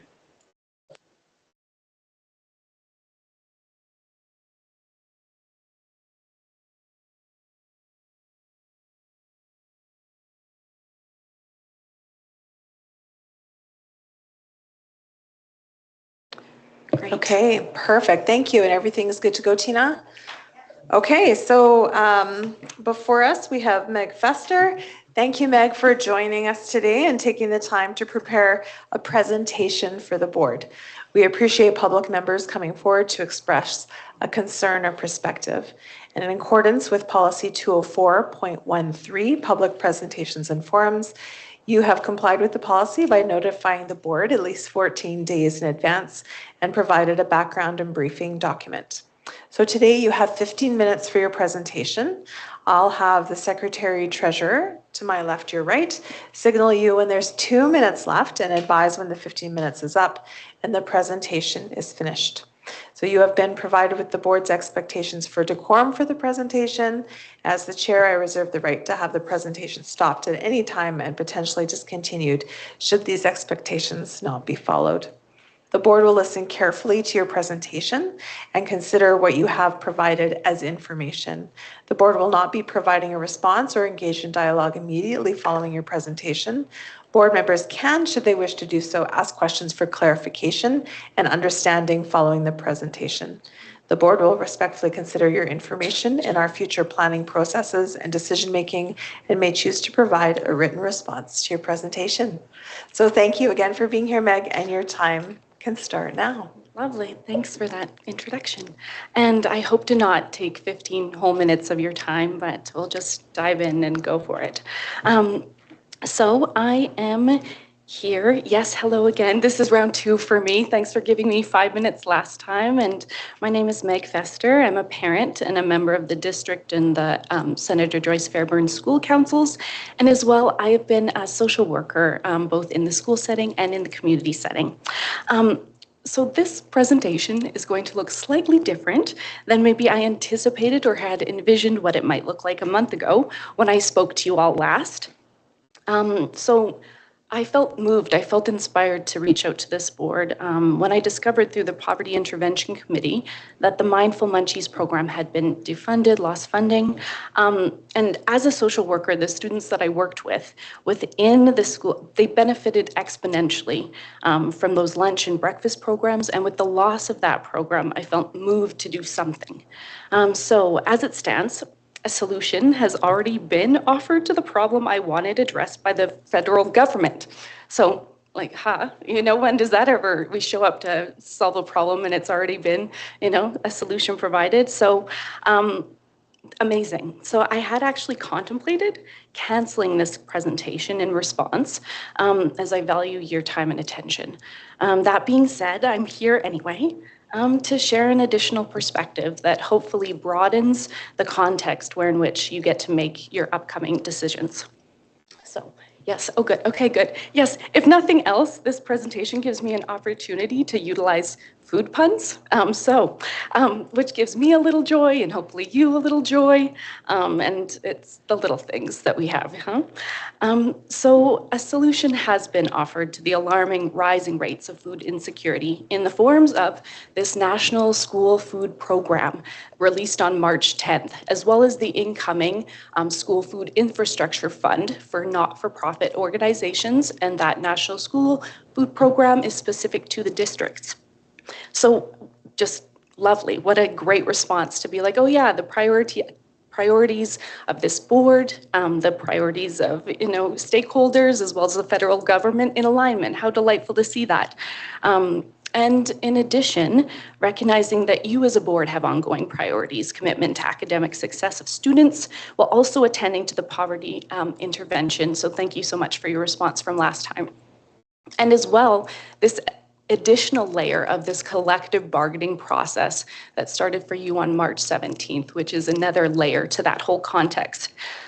That being said, we're seeing like rises, like these numbers, 92.4% that food insecurity is on the rise. From 2019 it was till March 2024. Those are astronomical numbers. When we look at it, it's scary. So that being said, I reached out to the Lethbridge Food Bank and got their numbers regarding Mindful Munchies, and they've been from 74,000 in 2021-22 school year, up to 94,000 in the 22-23 school year, up to 104,000 meals provided within the school year for 23-24. It's just exponentially increasing. Now, thanks, Tina. Yeah, that I won't quote your policies back to you, but it's so beautiful to see that you as a board of trustees are perfectly situated to attend to these issues in terms of poverty intervention, in terms of partnerships and collaborative efforts in our community. And that's very encouraging to me as I try to gather information and look at this situation that is a rising concern in our communities. Another one, Tina, thanks so much. So originally, when a month ago when everything was different, I was like, we have this nutrition grant and the Mindful Munchies program is being cut. We'll just create a partnership with Lethbridge Food Bank and that'll solve that. And now, necessarily, that's not necessary given the school funding program and the not-for-profit infrastructure fund. So the context that I was kind of working with was this idea about, within that week, I was like, okay, so these not-for-profits were feeling underfunded. So this is in February when everything was different. So the not-for-profits were not feeling supported. They were being under-resourced, funding was getting cut, the sense of like these needs won't be met for students. And then started talking with community members and discovered that even like some schools weren't accessing Mindful Munchies. Plaxton Elementary, it wasn't using the program. So then when I inquired and called in, they don't utilize Mindful Munchies, but they were supporting students with access to food. They just weren't doing it in a formalized manner. So in terms of that, it made me curious about who might be offering those types of supports in those scenarios. And I felt maybe confident that it wouldn't necessarily be teachers, but it would be support staff. As well, I reached out to Senator Joyce Fairburn and to discuss the concern with the wellness team. And in that moment, the wellness team asked me as a parent, like, would you be willing to make sandwiches? And in that moment, I was like, oh my, I like struggle to make a sandwich for my kid on a day, to make more sandwich. Anyway, so that sense of stress on parents and volunteers when there aren't those formalized systems in place. So we can't rely on those sorts of informal supports as they will become overburdened, as we've seen in our support staff feeling overburdened, and students will begin falling through the cracks. So this idea about how do we create a supportive net? So the next one, thanks so much, Tina. About about through this infrastructure fund, through the school support fund, and even, the school food infrastructure fund will rightfully infuse not-for-profit organizations with the resources to meet the growing food insecurity needs. Hopefully, this will naturally relieve the pressure on other stakeholders, including parent volunteers, and most importantly, in this current context, support staff. As you look to the collective bargaining process for support staff, please consider the additional pressures that meeting these needs place on them, and as a board, add this context into the mix as you make decisions going forward. So I think I have a couple more slides, but mostly they're just food. Okay, yeah, great. So this is an encouragement, just like, thanks so much for all the great work you did. Oh my gosh, the federal government giving money to stuff, like, that's delightful. And how can we use this new money to support food security of students and also relieve pressure from support staff and release some of that burden in that area as well. Okay, so the next one. I wanted food on the table, food security, it's on the table, so great. And then next, I just want to give an apple to you all. Hello, thank you, teachers. Yeah, it's so sweet. So thank you for your time. I think I hit it. Yeah, nice, good. I hit it under 10, so even better. Thanks for your time and attention. Yeah. Thank you so much, Meg. Does anybody have any questions for Meg? No, seeing none.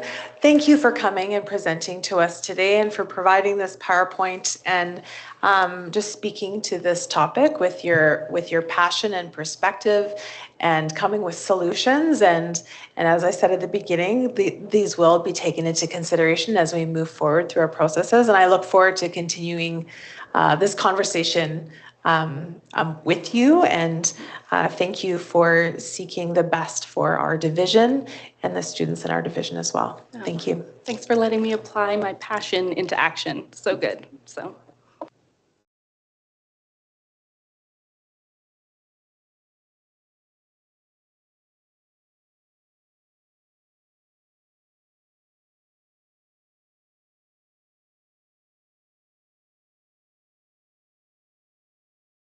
Okay, we're bouncing around today. All right, we are going to go to 11.5, transportation eligible distance change.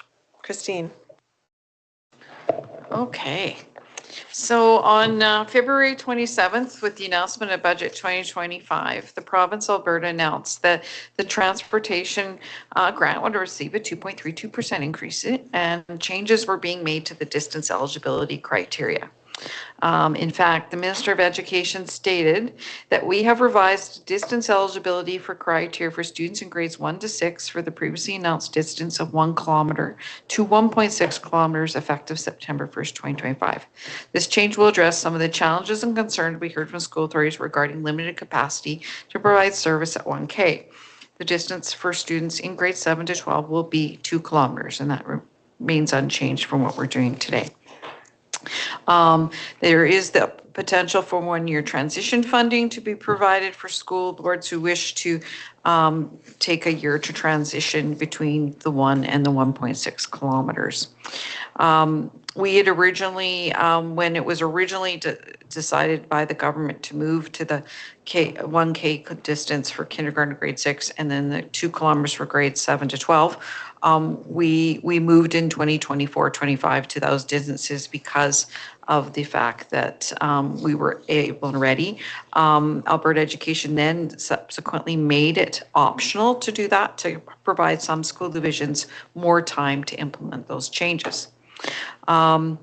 When we looked at in this school year the costs of providing our transportation services overall versus the funding we were receiving, we, as previously alerted to the board, we're looking at approximately $400,000 deficit. Due to rising costs, we just can't continue to maintain deficit. Currently, we have about 520 students who are transported in kindergarten to grade 6 between the 1 kilometer and 1.59 kilometer range that would be affected by the new distance criteria when implemented. And this current school year is that year that is the first year they would have been even eligible for transportation. So by changing to a 1.6, then there's those 520 students who would no longer be eligible. Our contracted busing costs are going to increase by 2% next year, and it's in our contract. We just believe with the increased costs, our current deficit, that we couldn't continue to maintain a deficit going forward, and therefore we need to try and trim costs, and trimming costs means moving to the new eligibility distance of 1.6 kilometers which will be funded by the government. The transition, we've heard the transition funding, and again, we'd need to confirm that with the funding manual. The transition funding is based on a kind of a static number you had this year. We would anticipate we'd have more in that 1K range for next year because we put a new school in and created shorter distances there. So given our funding situation, given the change in stance by the government, to the move of the 1.6, I would recommend that we implement the new distance eligibility criteria for kindergarten grade 6 to 1.6 for starting next school year, rather than delaying a year to 26-27. Thank you, Christine. I will open it up for questions. Craig. Yeah, I know this is very interesting. I was just at a ATA benefit pension and meeting, and it was brought up that the ATAs met with the Minister of Education and the Transport Minister, and one says one thing and one says another. And my concern is that in the recommendation, maybe we should have some wording depending on the final outcome, because both people said, no, it isn't in stone yet. It's still static. And I'm wondering what is actually going on with the departments, because it sounds like one person saying one thing and one person saying another, and that it's not written in stone that it's going to be changed, or it's going to be changed. So just to protect ourselves, I'm wondering if we should maybe look at I'm in favor of the 1.6, but just looking at what the government's going to do, and I want to make sure our motion is in line with that. So do you have any comments on that? My only comment is they've publicly made it in a budget presentation, and it's in and I have not heard that they were going back on that yet. I haven't seen, and this is the eligibility criteria is what the government will funding. So I don't know how much that has to do with Alberta Transportation, other than Alberta Education making that. Maybe there's an internal fight I don't know about. That's always possible, but it was a public. Okay. If the budget passes, now maybe if the budget doesn't pass, the provincial budget doesn't pass, then that would have an implication because it's in the provincial budget. Okay, thank you. Yeah. Jenny and then Tyler. As part of this conversation, and I appreciate the information and the clear manner you've outlined it, thank you. As part of this conversation, I would like to bring to the table to have consideration from the board the cost to transportation that's associated with our early Wednesday dismissals from some of our middle schools. And just your thoughts from around the room regarding that.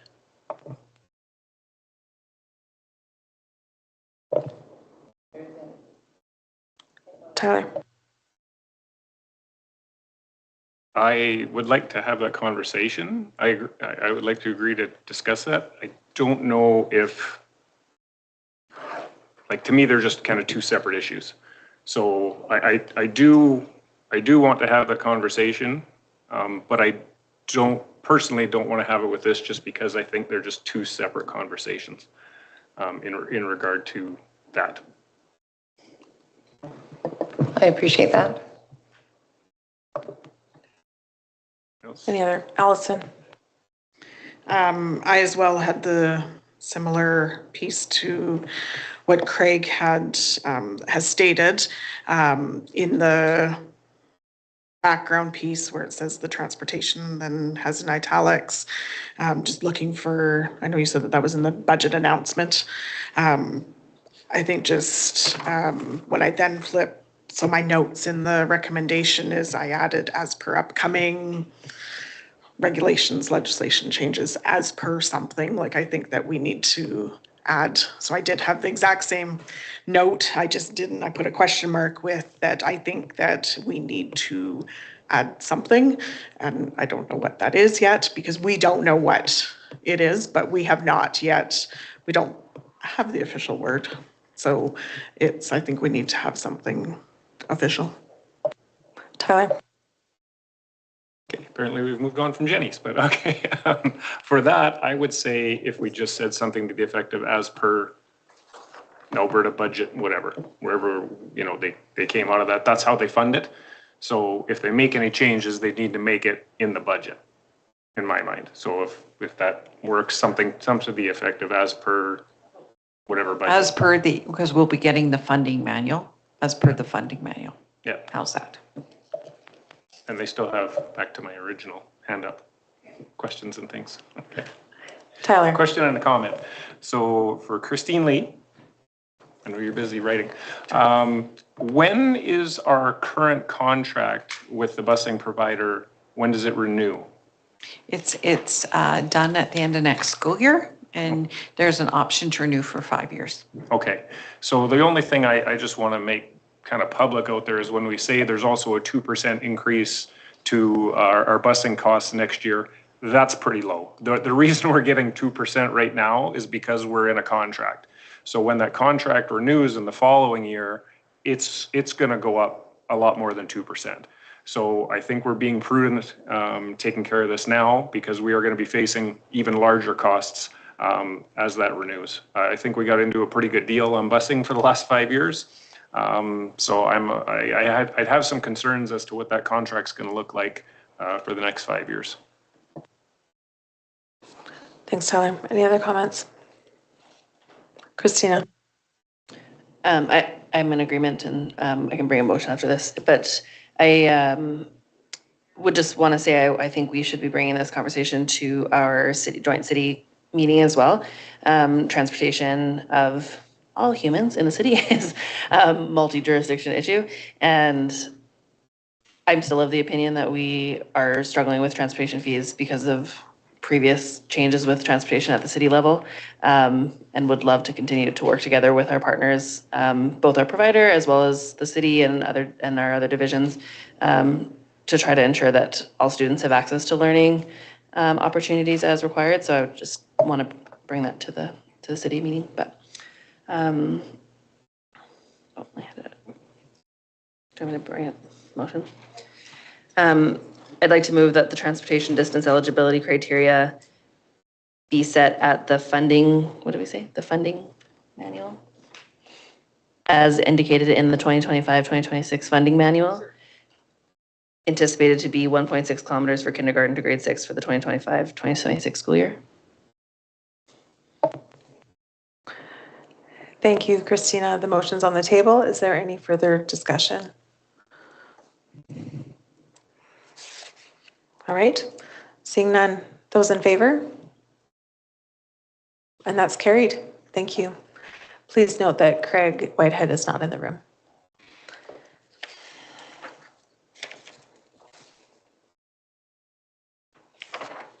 All right, we are now going to move back to item 10.1. I see we have our Edwin Parr nominee in the room with her supporting admin team. And so I would like to invite you, I can't see Haley, there we are. Hi Haley. I would like to invite you all to come sit up front. Yeah. I'll hand it off to you. However you.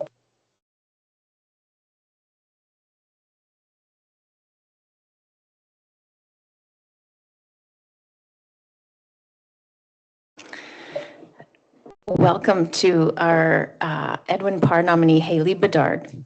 I do want to take this opportunity to take responsibility for a miscommunication that happened, but also to highlight the incredible flexibility in our teachers and our administrator groups for being able to be here today on short notice with some miscommunication that I own. And so I'm grateful that you were able to make it today. And we're glad you're here. Thank you so much. I'm just going to read a little bit of background for our viewers about the Edwin Parr.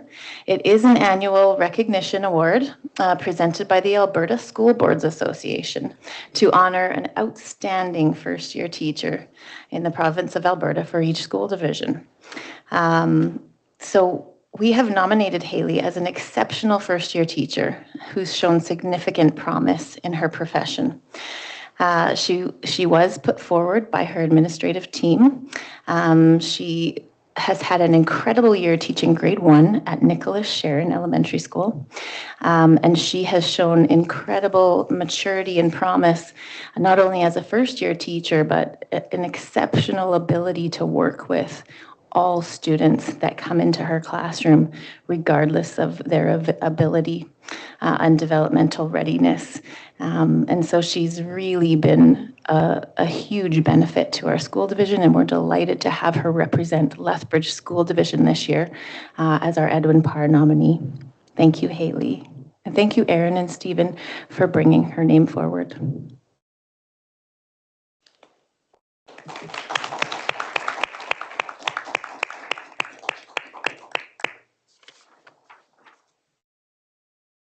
Well, Haley, on behalf of the board, we would like to say congratulations, first of all, for being selected for this honor, and more so, thank you. Thank you for the ways that you serve students. Your application certainly stood out. You are a teacher who loves and cares for your students inclusively and creatively and intentionally. And the feedback that we heard from your admin and the team in the application, you are certainly impacting the lives of those humans in your classroom, and that ripple effect goes to their families and into the communities and into classrooms that surround yours. And so thank you for your willingness to sit here today and accept this nomination, but thank you more so for just the passion and the experience that you bring into the classroom and serve our division with. Yeah. I will add, we wish you all the best on Friday with your interview. Regardless of the outcome, we look forward to celebrating with you in May at the banquet, and you're already a winner and amazing to us. So congratulations. Thank you so much, Haley, for being here on short notice, I might add.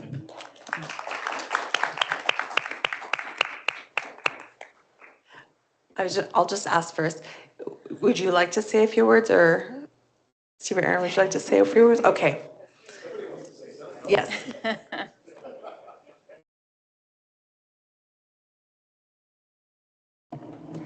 Amazing.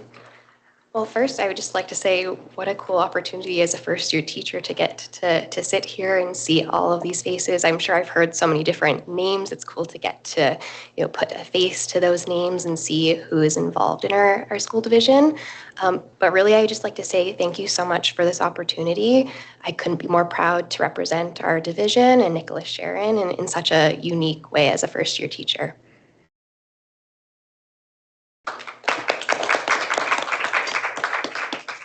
Craig. Yes, I was part of the selection committee also, and I just wanted to express my congratulations. And when we looked at your nomination, what stuck in my mind was the fact that You've worked with some interesting children, and your communication home is beyond my imagination for a first-year teacher. And that a lot of the problems that could come with a challenging student, you've been able to solve. And so that was a really impressive thing and I'm a former teacher, so I understand that. So congratulations. And it was a pleasure to support the nomination for you. Thank you. Thank you. Any other comments? All right. Thank you for being here today. Nothing, Erin? Nothing? Oh, yeah, please. Yeah.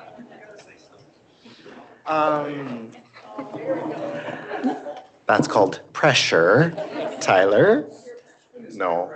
I'll speak on behalf of our school and my vice principal, Steve Woodcock, when I say we're just very proud of Haley and you know, Haley has a really incredible diverse background that brought her to teaching. And I think that, you know, having worked as an educational assistant in our division, having a career before she became a teacher as a healthcare aide, you know, she is uniquely positioned to understand the complexities that we face in our schools, in our division, but just in public education in Alberta generally right now. And Haley is a really enthusiastic member of her grade 1 team, and she's just the whole package, which is obviously why she stood out to the nomination committee as well. But when you look to Haley's experience as a Indigenous education major with a social studies minor, her background in such diverse ways, she joined our school in January of 2024 as a PS3 in a grade 5 classroom. And then we really bullied HR to make sure she was on the sub list because we knew what an incredible teacher she was and what a difference maker she is to kids and their families. So we are so grateful that Haley did PS3 with us in grade 5, that she picked up a short-term grade 2 contract at the end of the school year last year. So she's very brave, and then transitioned into grade 1 at our school. And she's a phenomenal human who cares so deeply for our children. And it's clear from your words that you see that in her. And I just want to say, if Haley Bedard is the future of public education in our province, then we're really well positioned in Lethbridge School Division. So congratulations again from the bottom of our hearts, Haley. Thank you. Yeah. So well said. Well done. Thank you. Steve, it's your time to shine. Can I just say ditto? Like, I don't want to follow up with that. No, we are very lucky at Nicholas Sharon. And one thing that's really stood out to Haley is, for me, when I'm in her classroom, is she really does genuinely see each student as an individual. There is not a one-size-fits-all approach to any student in her classroom. She understands the kids. She takes the time to find out what they need, and then she does that work to make sure that those needs are met. And when I think about the students and the growth we've seen this year and the growth we're going to see, I'm just so excited for them because they've had a fantastic year thanks to all of Haley's great work. And we don't just see that in the classroom. Like, Haley really does contribute to our whole school community. And so it's not just her kids that are lucky, it's the students across the school, it's our support staff, it's our teachers, and we are our parents, and we're just very lucky to have her as part of our school. Thank you. Thank you for joining us today. And we look forward to seeing you at the May dinner. Thank you. Congratulations.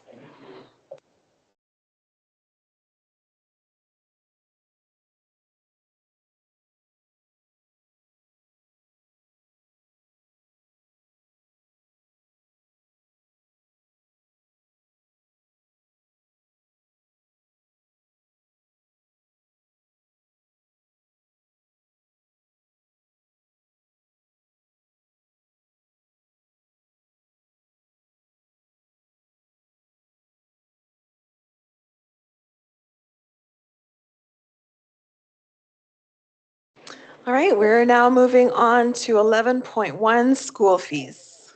We're just getting set up here in the room. And Avis and Christine, when you're ready, you can get going. So last year we're on school fees, by the way, just so you know, that was first.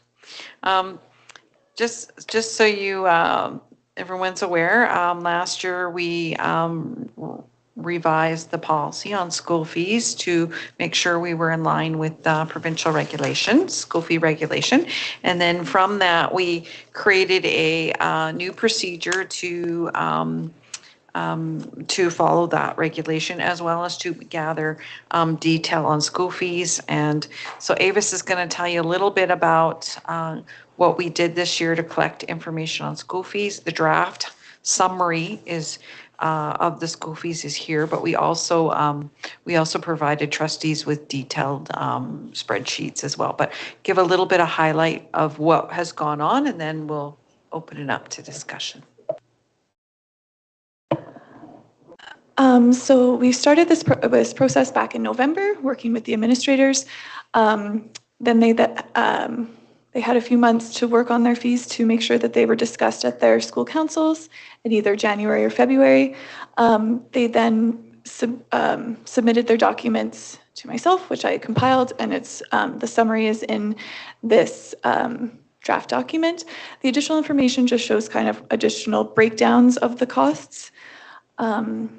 And then just making sure that we are communicating those as needed. Yeah, so I'm happy to answer any questions that there might be.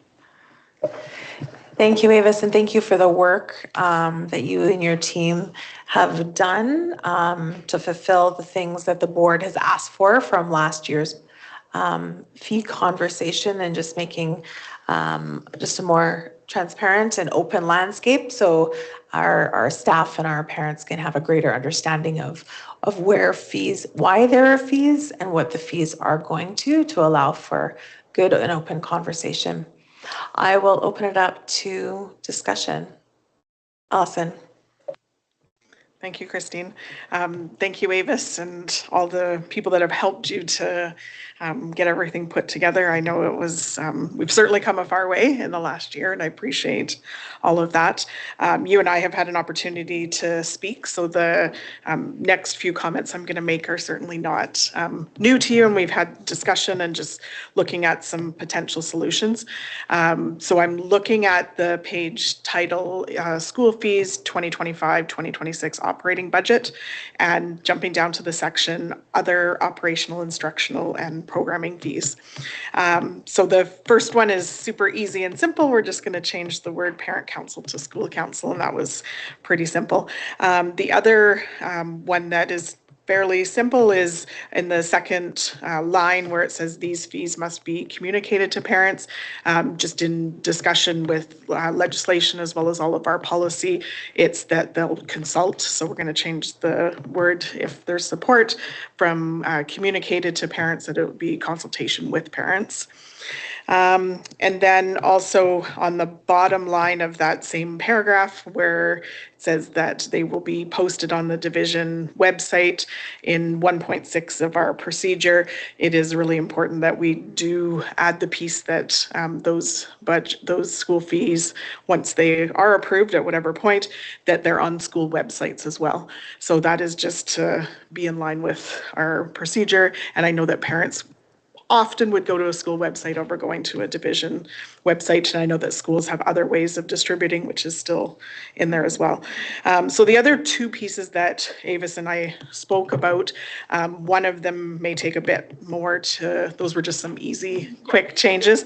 The other two pieces, one of them is, I was looking to have somewhere in this paragraph, and whether it's now or whether it's like not now that we're going to reword it, but in the future, that I'd like to see a couple of sentences around that they need to the schools need to demonstrate the need to have change, so that the wording that we have in other, whether it's in legislation or whether it's in our policy, that there would be some wording in regards to that, because this document doesn't speak about the need to change. And then the other piece that we had some really great conversation about, and just really looking at potential solution.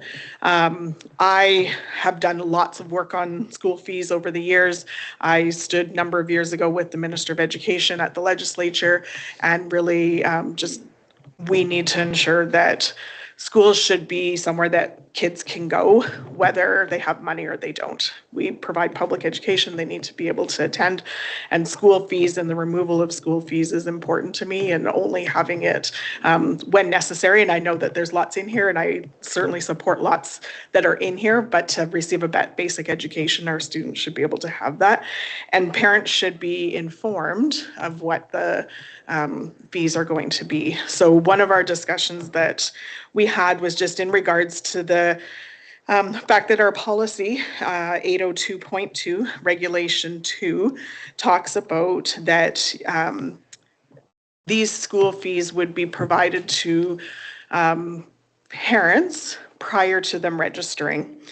So with us looking at that piece in policy and knowing and understanding that when parents are registering their students, to have an idea of what school fees are going to be before they register is important. And knowing that we also have our schools really needing to get that registration done early. So I know I have a child at LCI. We've already registered for classes. Today was the deadline to register for classes. But in knowing and honoring and really respecting those pieces that parents need to have an understanding of what it is, that we potentially look at changing some wording so that we can provide parents with information in registration, that when they are provided information to register their student, that they're directed to last year's school fee chart as a starting point. So when you look at our policy, it states in our policy about the 5% change.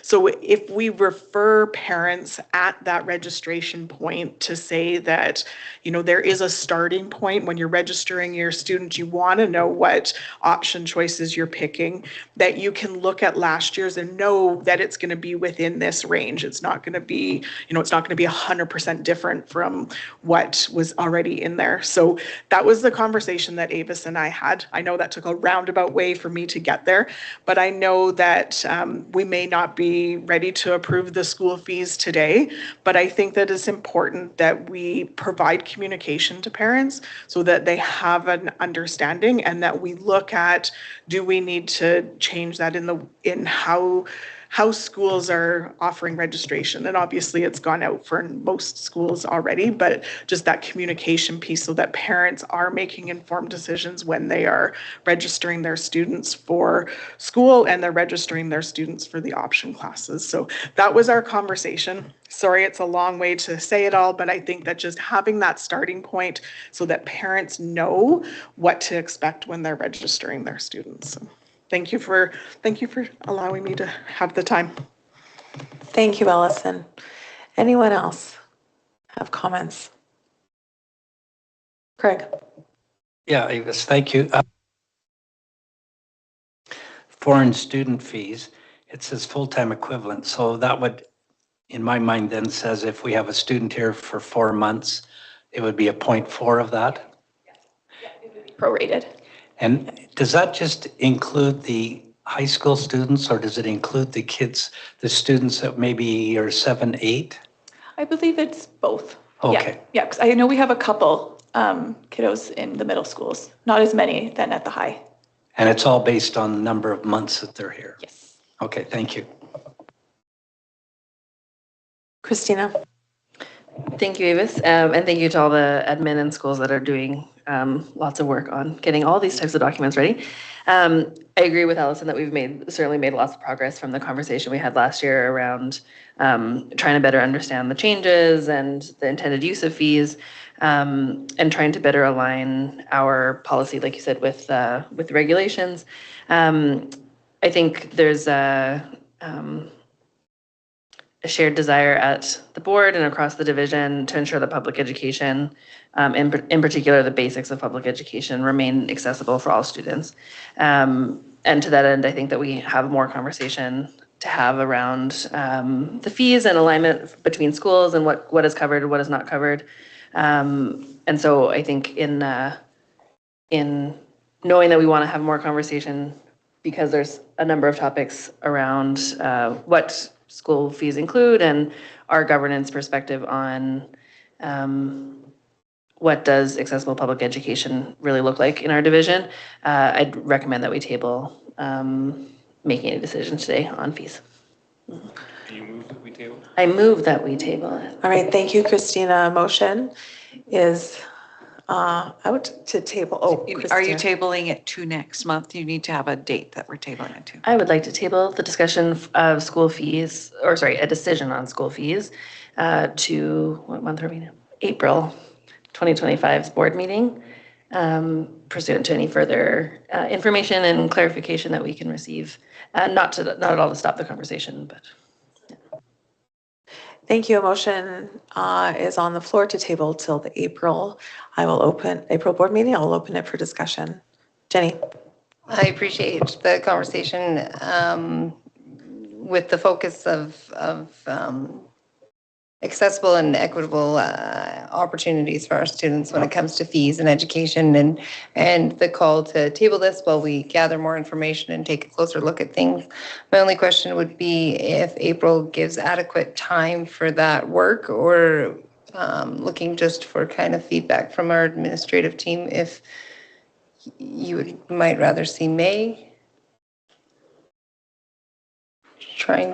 Tyler. I would just say to that we can also in the April meeting table it again if we feel that there was not enough discussion. So I would say that's fine. And then I still have. Christine. Yeah, what you do if you still need more, you table it to the actual budget discussion then, because they have to be approved by budget. Was your hand still up, Tyler? No, that was it. I was just wanting to be considerate to what the needs really would be. Okay. Yes, I agree with what Allison and Christina have said. I think when we look at the school fees, I think there's a little bit of work for this board to do on that front, and to also understand philosophically what we want these fees to reflect. And I agree with also Allison's other changes in there. So when we table that, I don't want to lose that. So as long as we keep that too, I would be in favor of tabling till the next month's meeting, and for this board to do some work on it between now and then, and hopefully get it a little tighter. Thank you, Tyler. Any further comments? Craig. I would agree with Allison, Tyler, and Jenny, and Christina.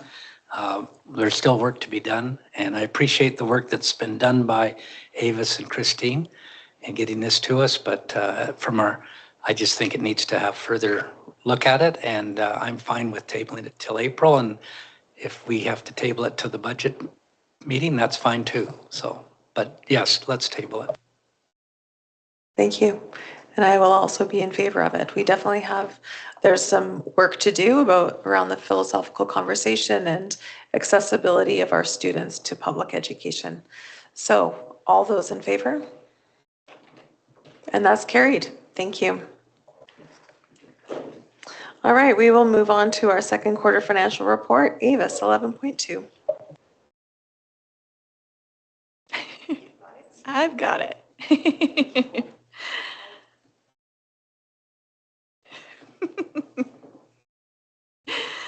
By the way, Avis, yeah. before you start, I did inform the trustees about your news. About you becoming a certified school business official, so congratulations. Yo. Perfect. All right, so I'm happy to present the 2024-2025 second quarter report, Finance at a Glance, ending February 28th, 2025. So just a reminder that this presentation is an overview of the quarterly reporting that would have been in the board agenda, and that this information is based off of the operating budget. So just so you know, that's the one that we review in September. And it gives a more accurate representation of the operations of the division. And since September, there's been 3 updates that I just want to bring attention to. 2 happened in the first quarter, so it was the increase to the transportation grant of about $741,000, $324,000 to the facility lease grant for the Christian schools, and then this new one was in December. There was $228,000 that the division received for learning loss funding, also known as the Boost program, throughout the division. So that was welcome news, and that will be, it has to be spent before the end of June, and I know that Erin and her team are working away on that.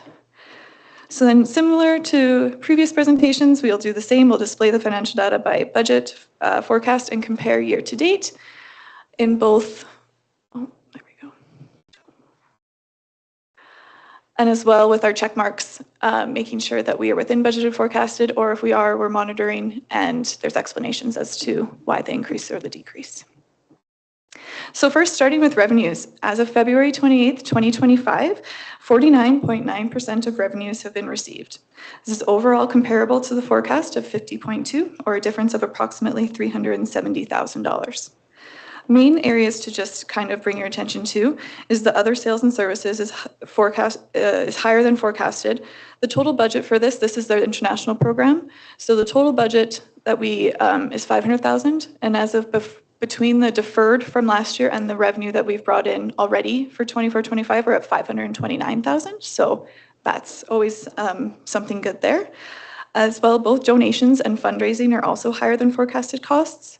And then lastly, just in our investment income, the division's last GIC matured at the end of February, so we had a large interest deposit of about $95,000 that we received right at the end of February.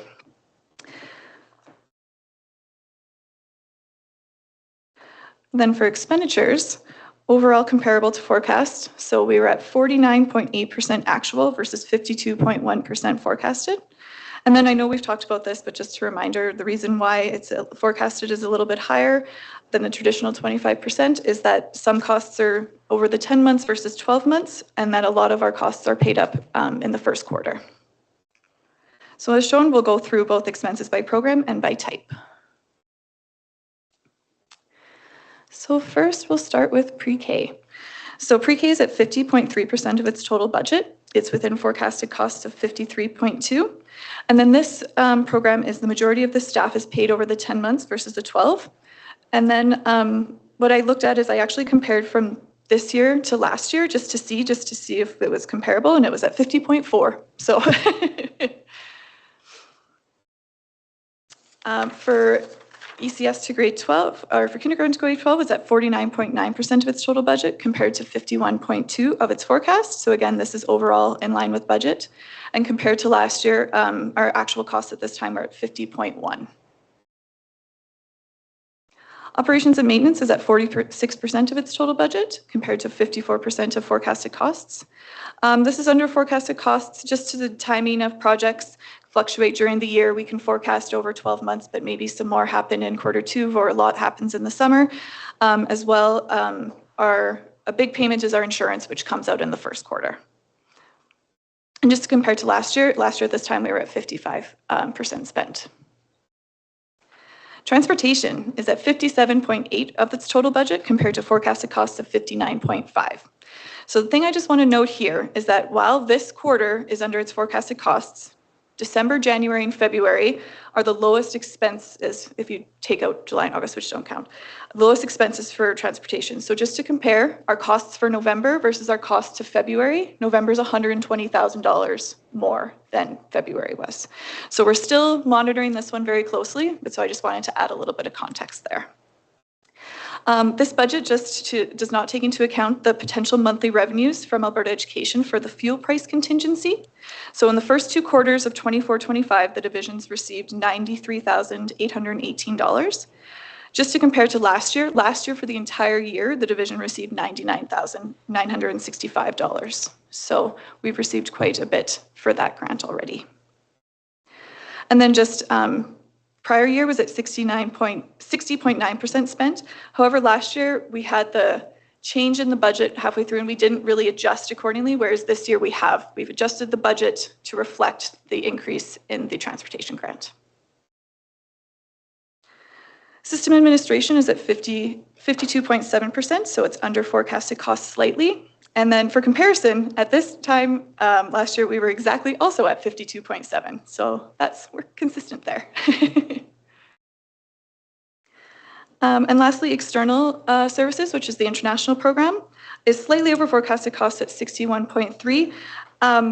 Lots of lots of activity happens in this program in the second quarter. And so maybe I might look at next year. Right now we're doing it the 25-25 for forecast, but I might do adjust it more just so I know we have had these discussions where it's kind of over or under, and it's to just better give more accurate information. But yeah, there was a lot of programming in January. This is a self-sustaining program, just as a reminder, meaning any revenues cover all the expenses. And at this time last year, prior, I had been at 58.6, so still in that realm there. Next, we'll just review the types of expenses. So salaries, benefits, and professional development. So 50.5% actual versus 51% forecast. So a variance of about 525,000. Professional development is currently under forecasted costs. However, it's anticipated that that's your sub cost, so there will be more of that happening in the spring. Contracted services is at 59.8 versus 58.8% forecast. So it is slightly over by approximately $107,000. Consulting in this area is currently over forecasted costs. So we're just going to be watching this area a little bit more closely just to make sure. And just to compare, prior year costs were at 58.2%. Other services is at 60.7% actual versus 79.6% forecast.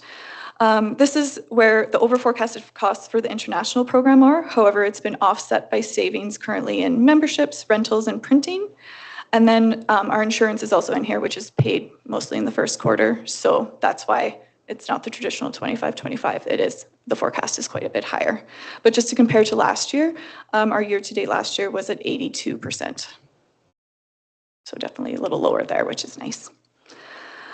Supplies is at 49.3% actual versus 53.8% forecast. So in the first quarter, we were slightly over here because there's lots of startup costs at the beginning of the year. And I had predicted that it would kind of level out by quarter two. So now we're aligned back with the forecasted costs. So no concerns there. And then just to compare, prior year at this time was at 47.6. Other expenditures is at 34.7% actual versus 50% forecast. There's currently a little bit of savings in this department. The contingency, some departments put a little bit in there just if there's unexpected costs, but luckily those haven't had to be used this year. And just to compare, prior year was at 29% actual. And lastly, transfers, school generated funds, and IMR is at 35.4% actual versus 50% forecast. So again, the timing of projects kind of correlates with the operations and maintenance, that it's always dependent on when that project is happening, and the SGF expenses are slightly lower than forecasted at this time as well. And then just to compare, prior year was at 43.7%. So then just a quick snapshot of the financial position. As of February 28th, 2025, the division has net financial assets of $2.4 million, which is a decrease from the prior year of $4.47 million. However, if we were to go back to our quarter one financials, that number was about $968,000. So it has increased a little bit, which is a positive. The majority of the reduction from, if you were to compare February 28th, 2024 to February 28th, 2025, the main change is that there's an increase in our deferred contributions, which is deferred revenue. So there's just more targeted funds that need to be spent on the targeted programs. And then just at February 20th, 2025, our non-financial assets is at $13.11 million compared to $14.88 million in the prior year. And the majority of this is due to amortizing the division's tangible capital assets. And that's that. Anybody have any questions? Yeah, absolutely, Craig. I know it's just a little one, but in the handout that you gave us, yes. Total revenues, the number's different by yes, 0.4. And I know it is, yes. And so there's two, so the reason for that is the numbers in, hang on, which one of them is the operating budget, and then one is the, with the 3 additions. So that's where there's that slight difference, yes. And I noticed it after I had submitted it to Tina. But I was like, oh, it's less, it's like 2 or 3, like less than 1%, but Yeah. that's what the difference is. And that's the same with the total expenditures too? Yes, Okay, because thank you. you have to put both in to make it balance. So All yes, right, that's what thank it is. But thank you, good eye. Andrea? Thank you so much for making this so understandable for us. And congratulations on your new designation. That's so exciting. And I wanted to give you a shout out from a parent at Mike Mountain Horse who had been at District School Council and said how much she loved that you came to District School Council and gave such a great budget presentation. And it made it so easy for them to understand. So thank you so much. Thank you. Oh, and just one question. Yeah, of course. Would you expect any more fuel price contingency money coming? Like how it's set up currently is that anytime diesel is over $1.25, that's where the calculation kind of kicks in, and it's been over that for quite some time. So we anticipate it to continue. We have not heard that it's going to stop. Yeah.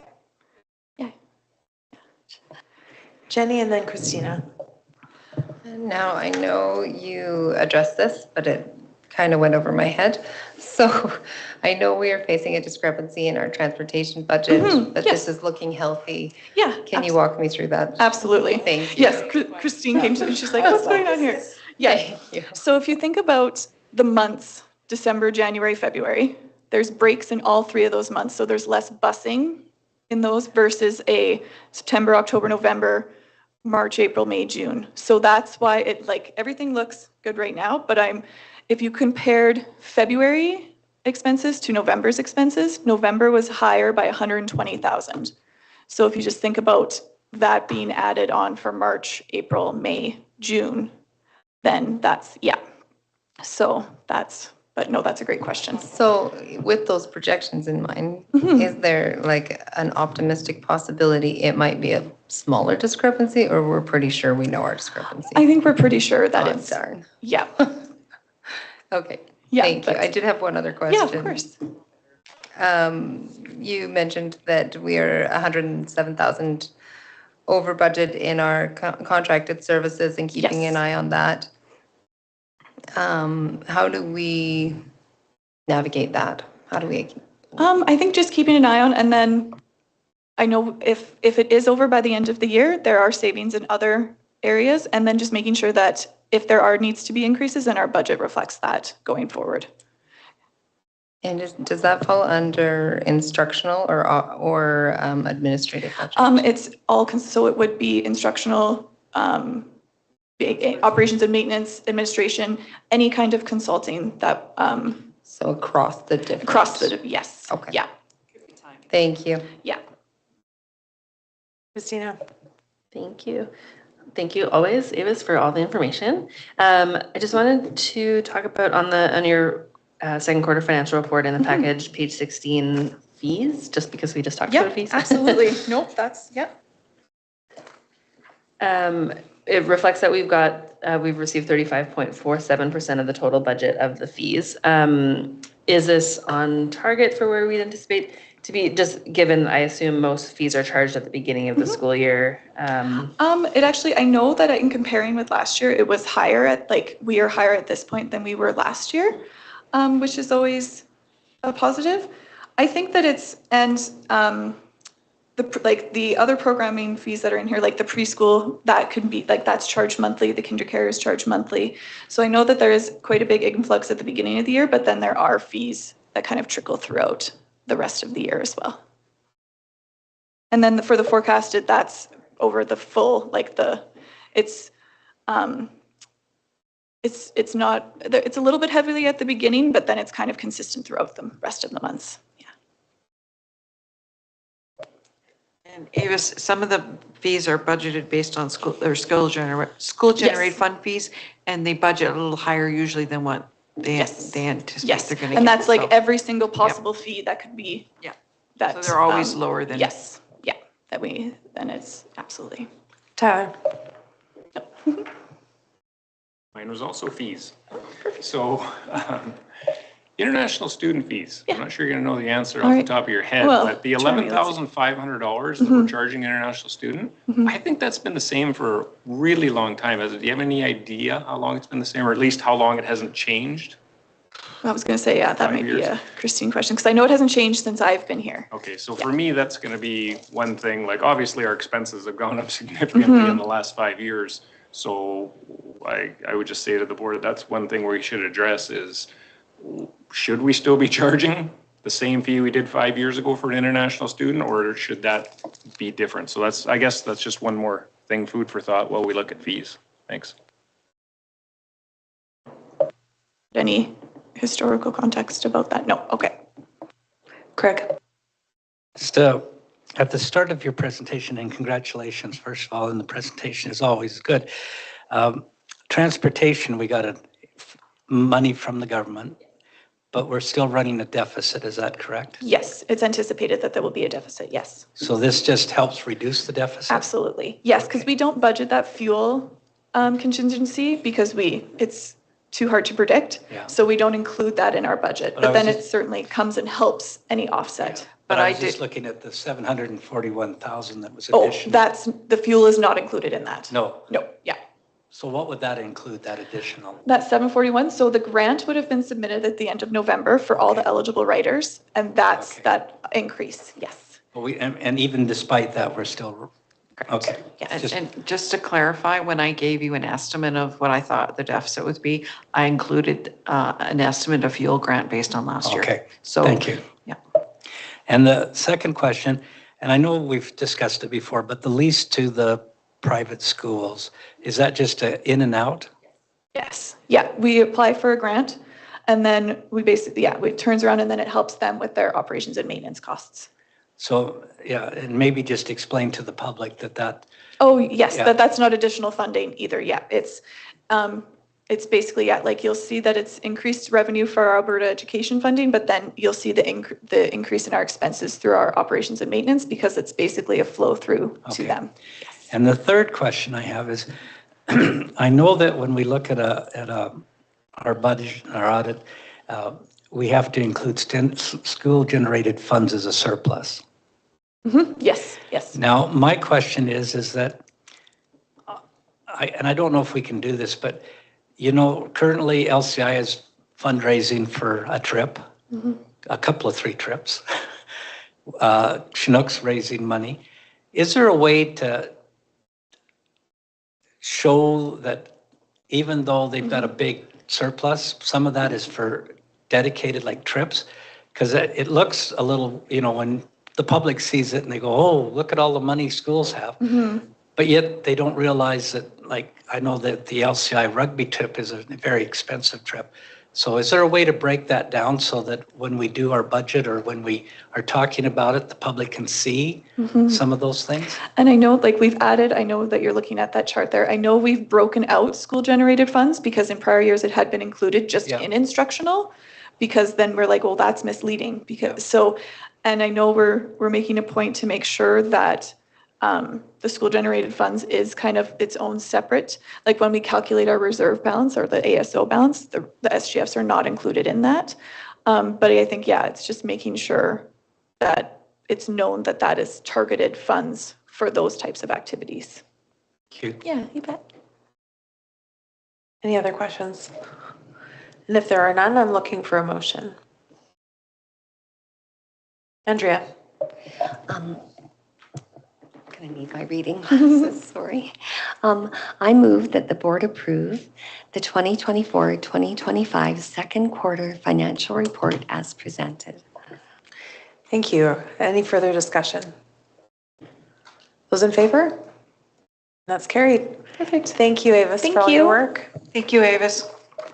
All right, Tina, can you please see if there's anyone waiting to speak at public forum today?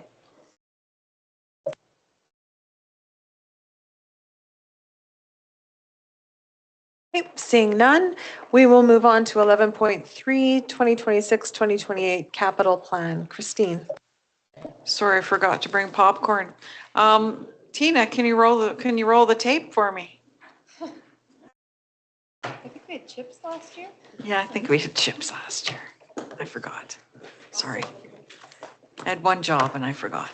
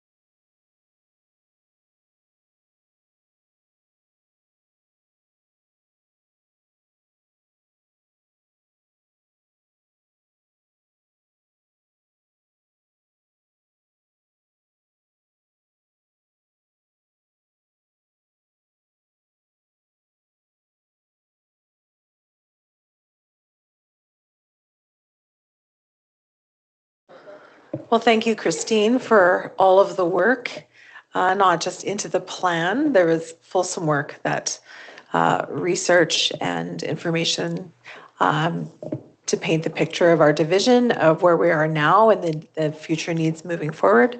But thank you also for the presentation that will be available. I will open it up to questions and comments. Craig. The first question will be pretty easy. Are you going to come back and do the voiceovers for the next few years? Yes, I've been asked by Garrett if I, could make myself available. All right. Now, the second question, and I know that we're using INMR funding for Victoria Park, but could you give us a reason why Victoria Park is being renovated that way instead of putting it on the facility program? Yeah, we're currently doing Victoria Park through CMR, Capital Maintenance Renewal Funding, and a little bit of IMR as we need to patch, because CMR goes like this on us all the time, depending on the budget. And so we did actually, the reason we're doing it that way is we did that with Westminster and Buchanan. When we did those mini mods a few years back, we used IMR funding that we'd saved up over the years, and we were able to accomplish it that way.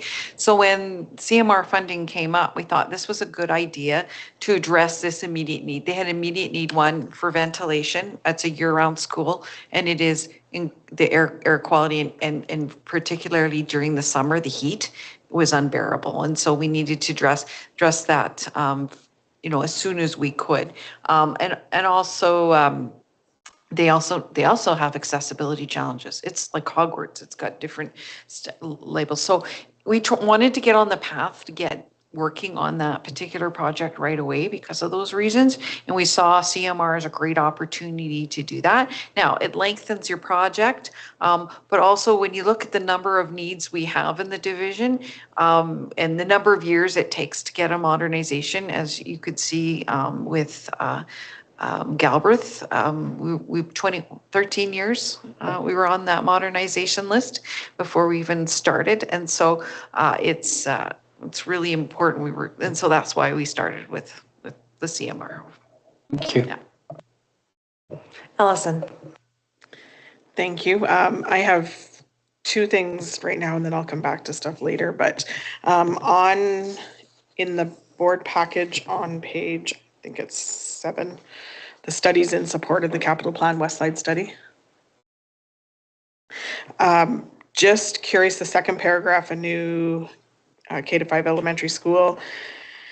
When I'm reading the wording from West Lethbridge, the study that was done, and the wording in here, I think that we're just missing a few words. Need for K-5 school in the south, it should say south end of West Lethbridge. Yeah, the study recommends. Yeah. New elementary school for nerds. It says in the south, but I don't think we're requesting one in the south of Lethbridge. Oh, weird. Oh, sorry. Okay, south. In the one that we have in our package, it says in the south, and it should say in the south end of West Lethbridge. Oh, south. Yes, sorry. I thought that was evident because it's the West Side study, but yeah, I can fix that. Okay. Yeah. And then the other one is where it says the future capacity concerns may arise at Chinook High School. In the documents that we had from the consultant, the word again was in there, and I think that would be, to me, it's important to have that reflected in here, the word again, because we already have had capacity concerns arise at Chinook. That's why 500 of the students are going elsewhere. So I think if we can add the word again in there would be fantastic. Sure. Thank you. Thanks, Allison. Any other comments, questions? Jenny. Thank you for your work on this and for your video as well. My question is, we really are kind of facing a high school capacity significant challenge. And so wondering if in the past have we, and I know we have a lot of charts and documentation of our challenges with utilization, but in the past, have we included those percentages and numbers specific to certain schools? And would there be a benefit for us kind of emphasizing that at our high school, that capacity challenge that we're facing in our high schools? Just with us requesting, that's our number one request for a new school, and we make a strong case for it throughout. I know it's in the long one. Is there, I don't know how the process goes, but is there benefit to adding that visual within this executive one as well? Well, it's an executive summary, so it's a summary of what's in the detailed document. So just for you to understand process, Alberta Education not only gets, like, they'll get the whole document. I send that specifically by email. But what they actually get is every board has to submit their capital plans in what they call the BLIMS system. And it's a Alberta Ed Extranet system, and it's a special system. And everything, a lot of the detail summaries are by each school. And so we put them up, have to give them a budget. I have to complete a budget. We have to do summary of which you'll see pretty much outlined in their detail pages of the reason why and the benefits, the consequences we type in if they don't do it. So things like that, where if you don't do it, this is the impact. That's all in there as well. And then also at the bottom, there's requests. First of all, I put in there, thank you, by the way, for planning funds. I always put that in there. Or now we're requesting this kind of funding to go forward. And also here's the link to the big plan, because the big plan won't send. It's too big. So I link it to the website. Here's the link to the big plan. But I also email it directly to our capital planning manager so that he sees it. So they get all this detail and they look at it. Yeah. Thank you. That gives clear understanding. Thank you. I had another question. Okay, perfect. So we've received our planning funds for a new elementary school on the west side. Yay, excited. With us putting that as number 2 as our priority, does that interfere at all with our funding? How does that work with that?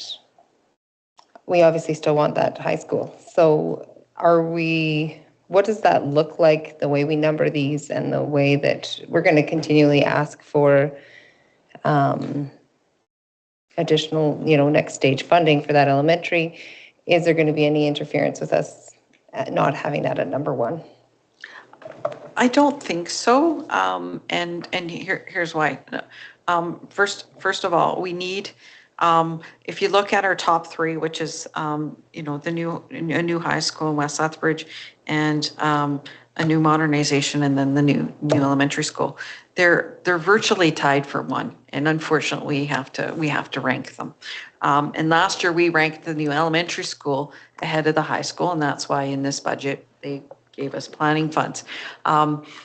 I don't think by putting the high school request above this will stop us from continuing on the path. The benefit of the elementary school, for instance, is once we have a school site and the city can get it serviced, it's a quick win, because we will probably build the same as or very similar to West Cooley Station, which saves a lot of money to the government and planning and time. And so I don't think it'll wreck that. But it's also, I think, really important to recognize, that's why we put the new high school at West. We have coming up a space crunch at high school, and that high school, a new high school impacts the modernization, because to properly decant a school, you need to get some of the kids out of there and back to where they belong. Because as I've seen on planning for Galbraith, and Galbraith is not near the size that we be talking about with LCI. Sorry, I'm pointing over to LCI. The size that we're dealing with LCI, it is just the discussions around how we're going to accomplish a modernization of Galbraith is very, very complicated, because you still need to keep the school running and operating and functioning as it should be. And so that's why you kind of need to do all of them all hand in hand, because they're all kind of urgent. So, yeah. Thank you. Any other questions? Christina? I just want to say thank you for to the facilities committee and all the folks that are working on the capital plan, and for the the plan, as well as all the studies that go into making these decisions. I think that's, I don't know how other divisions do it truthfully, but I feel very proud that our division puts in a lot of effort to make sure that there's evidence behind our asks and that there's data. And I also want to appreciate when a public institution like the school division puts this much work into a capital plan and makes available summaries of important studies and makes available evidence and information and like interpretation of that, that allows for our whole community to respond to the growing needs of our community, because it's not just, oh, we need a new elementary school, we need a new high school. We need, you know, roads that get there, and we need programs that service those communities, and we need, you know, businesses that support that many people living in South Lethbridge.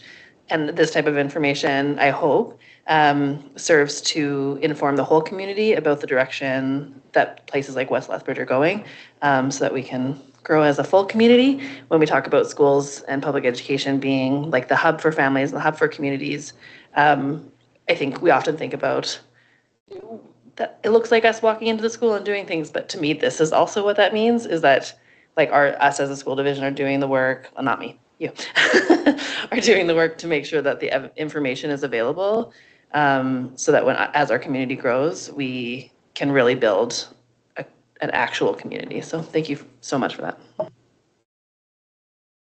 One comment. I do want also acknowledge Daniel Heaton. He gives me all the technical related to what it needs to happen in the schools, and because he understands the facilities the most. I just make it pretty.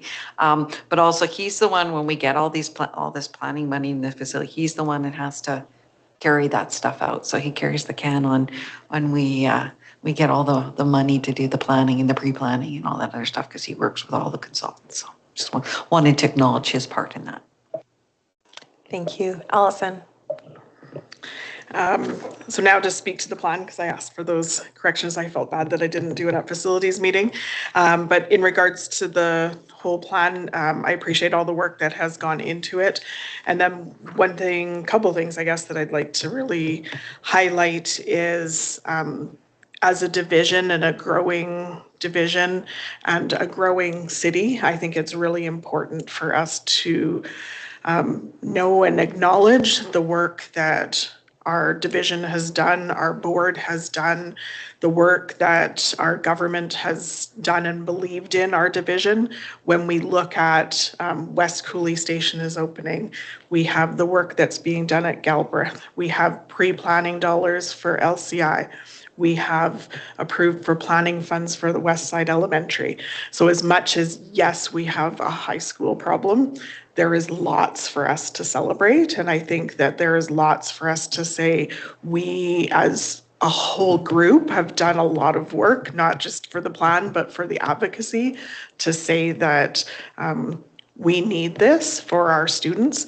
And it's our community that has advocated, and bringing the awareness to schools when they're talking at school council meetings of where I am on the list and what does that mean. I think that awareness has been huge. And I think the discussion in our community on capital plan over the last 12 months has been huge. So I think that needs to be recognized, that when we do some checks, we've done some good work. I do think that we have 4 things to celebrate, right? Like, that's huge. So I think kudos and thank you to our relationship that we have with government.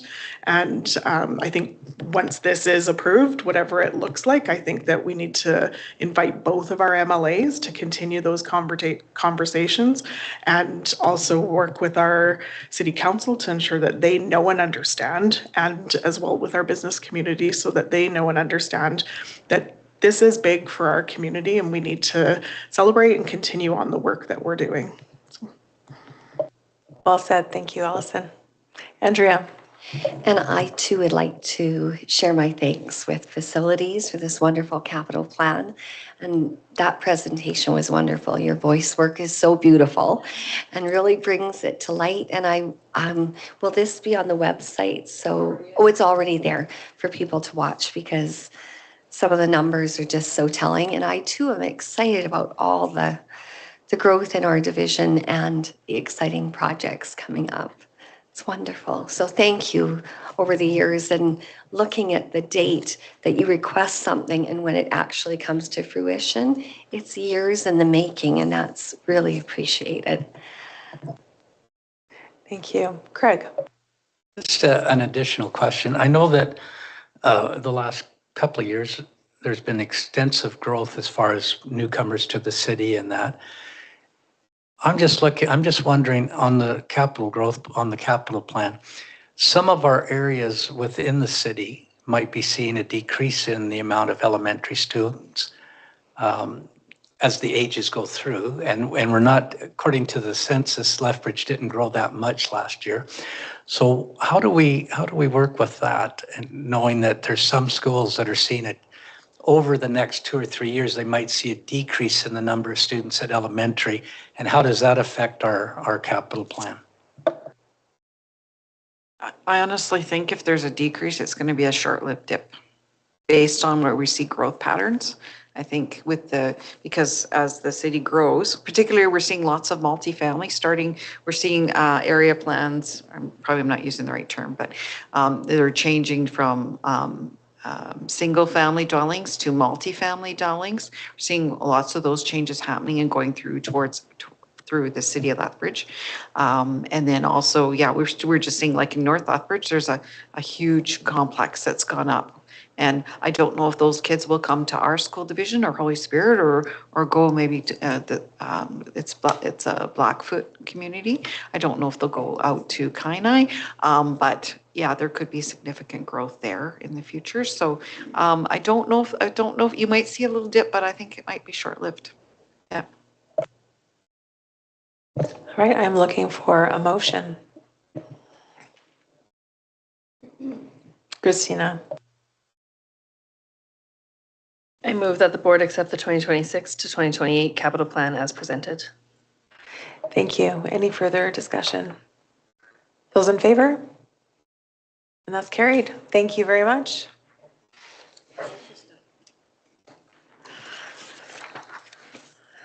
All right, we will move on to 11.6, Trustee Code of Conduct.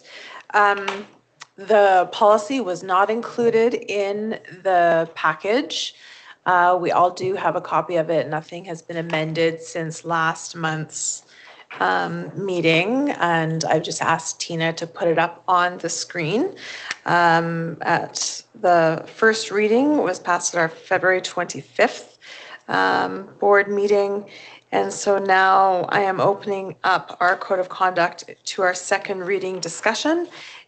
This is a time to bring perspective and input and around need for amendments should there be any. And so I would like to open it up to discussion for that. And we will be sure to include this draft policy in the online agenda when it gets posted. That will be amended as well so that it's included, because that's important that that's included.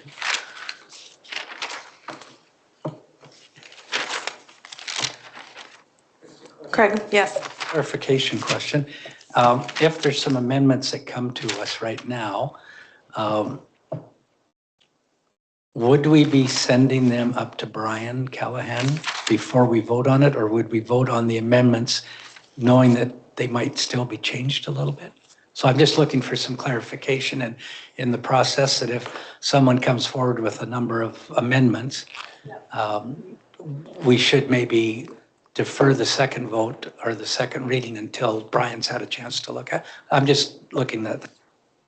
And if that's the will of the board, we can certainly do that. If there's expansive work that the board feels needs to be done, we can certainly do that. We can vote on the amendments. We've had at length conversation, both with legal and as a board. And so the board can guide this conversation. Yeah. Jenny. Yeah, you can go first with Andrea. Mine's going to be longer. I would just, Sorry, Andrea, can I interrupt you? Tyler just has a response to Craig, so I'll just let him speak. Sorry, just on Craig's. Yeah, we can absolutely either say no, we don't want to move forward with it, send it to our consultant, or we could also, if you liked the amendments, whatever, you could pass it with amendments, knowing that that could still be reviewed if you wanted prior to third reading. So. Andrea. Tina, I was wondering if you could go to 12.4 and if we could just read that together and see if it is the intent that we wish it to have, because I know there was a little concern around it. 12.4.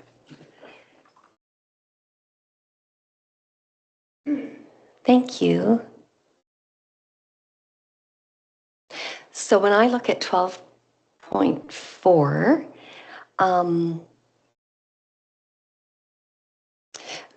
talking about things that you would return. So a trustee must immediately deliver to the division any money, book, paper, thing, or other property of the division that is in the trustee's possession or under the trustee's control, including without restriction, any record created or obtained by virtue of the trustee's office other than a personal record, or constituency record, as those items are used in the freedom of information. So I just wanted clarity on that because I know there was a little concern about it. So if I'm writing a note during a board meeting in a binder or in a book, that would be considered my personal record, wouldn't it?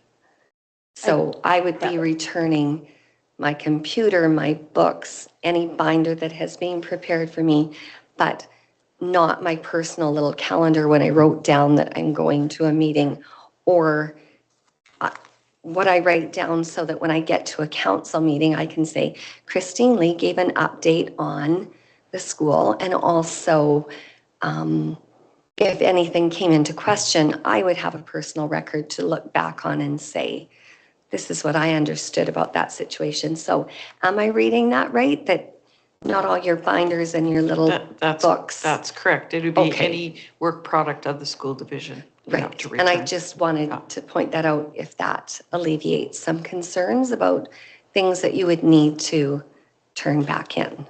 Okay. Thank you, Andrea. Jenny.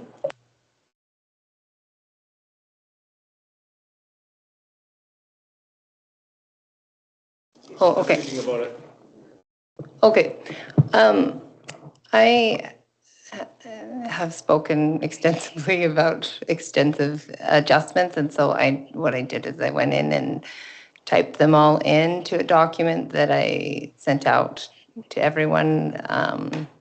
And it was only this morning that I sent it out, so likelihood of you having a chance to consider those is not expected, but it's there for anyone to consider. But for myself, the reason I went through and did that was because I really appreciate the work that we are all putting into this and where we are going with it. But for myself, what I see is as it is currently written, we've taken important information pertaining to trustees and we've put it all into the code of conduct. And I'm not sure that that's the proper organization, that a lot of this information pertains maybe or would perhaps be more effectively housed in role of the trustee, or in role of the board documents, and that the code of conduct should be preserved as exactly that, is a document that outlines conduct and is specific to conduct.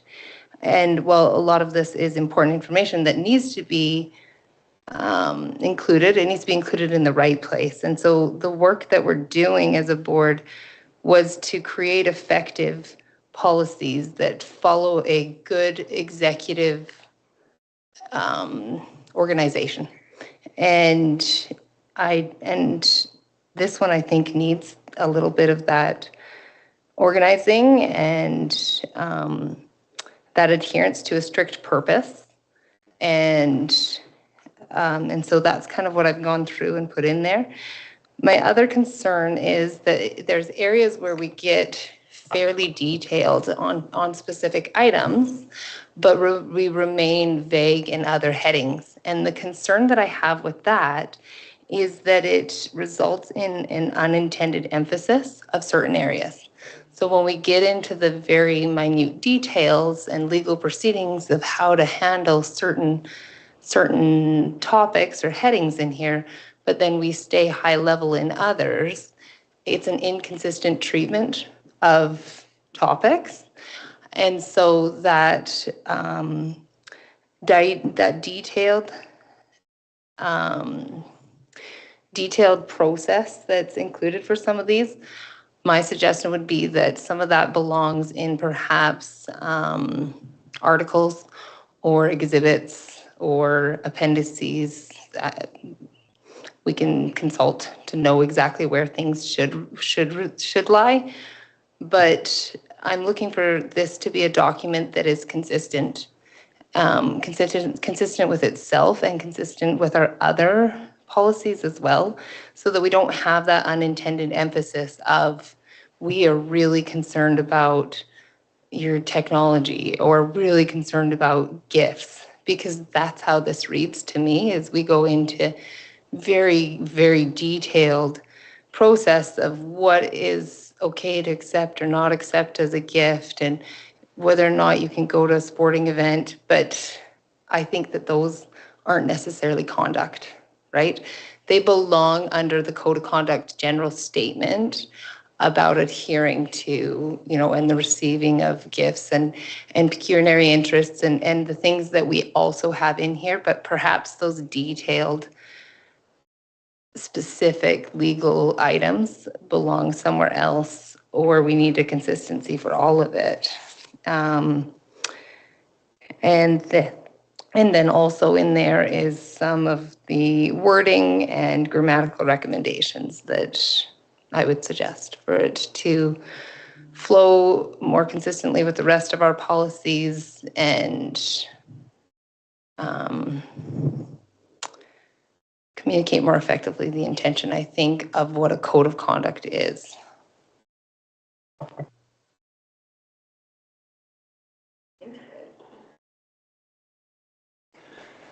No, I think that's okay. Tyler. I did read what you sent out. So, and I don't know that the majority of people here had time to do that because of yes, when it was sent. I would agree with most of the things you got in there. I feel like everyone would probably have a little different opinion on all different things. But I did want to say I appreciate you doing that. I know it's a lot of work to go in and do that, but we're struggling with this policy, and we have a lot of different viewpoints and everything on it. So I very much appreciate how you went in and you outlined that. And I think that's the only way we can move forward, rather than just continuing to say, we're uncomfortable with this, and I'm not good with that, and I'm not good with this other part. I think you outlined it very well. So I think that we need to have the rest of the board take the time to read that. And then I don't think it's necessarily good for us to go through it right now just because it's just there. I think we need to read it and see which parts you like, don't like, whatever the case may be. But I like I said, personally, because I've read, I read it quickly, but most of what I read, like I said, I agree with most of the changes. I'm comfortable with what's there. And if that makes the rest of the board more comfortable with the policy, then that's good. So I might suggest, I don't think we even have a motion, so I don't even know if I'm tabling anything, but I might suggest we table it till the next meeting, or something to that effect, or just move it in the agenda if nothing official has been done anyway, just so we can get there. And then maybe, I'm not sure if we have a different way around, or if it's a Google Doc where people can put in suggestions over the next month in there too of, if there's anything else they would like to reword there. Otherwise, we could just go through it, and then I think we could get through it quickly once everyone's read it, because it's outlined well. Thank you, Tyler. I appreciate that. Yes, everybody can access the document. They've always been able to, so you can go in, add your comments, and then Brian's able to do the work, and everybody is able to see the comments and the work and the amendments made. Jenny.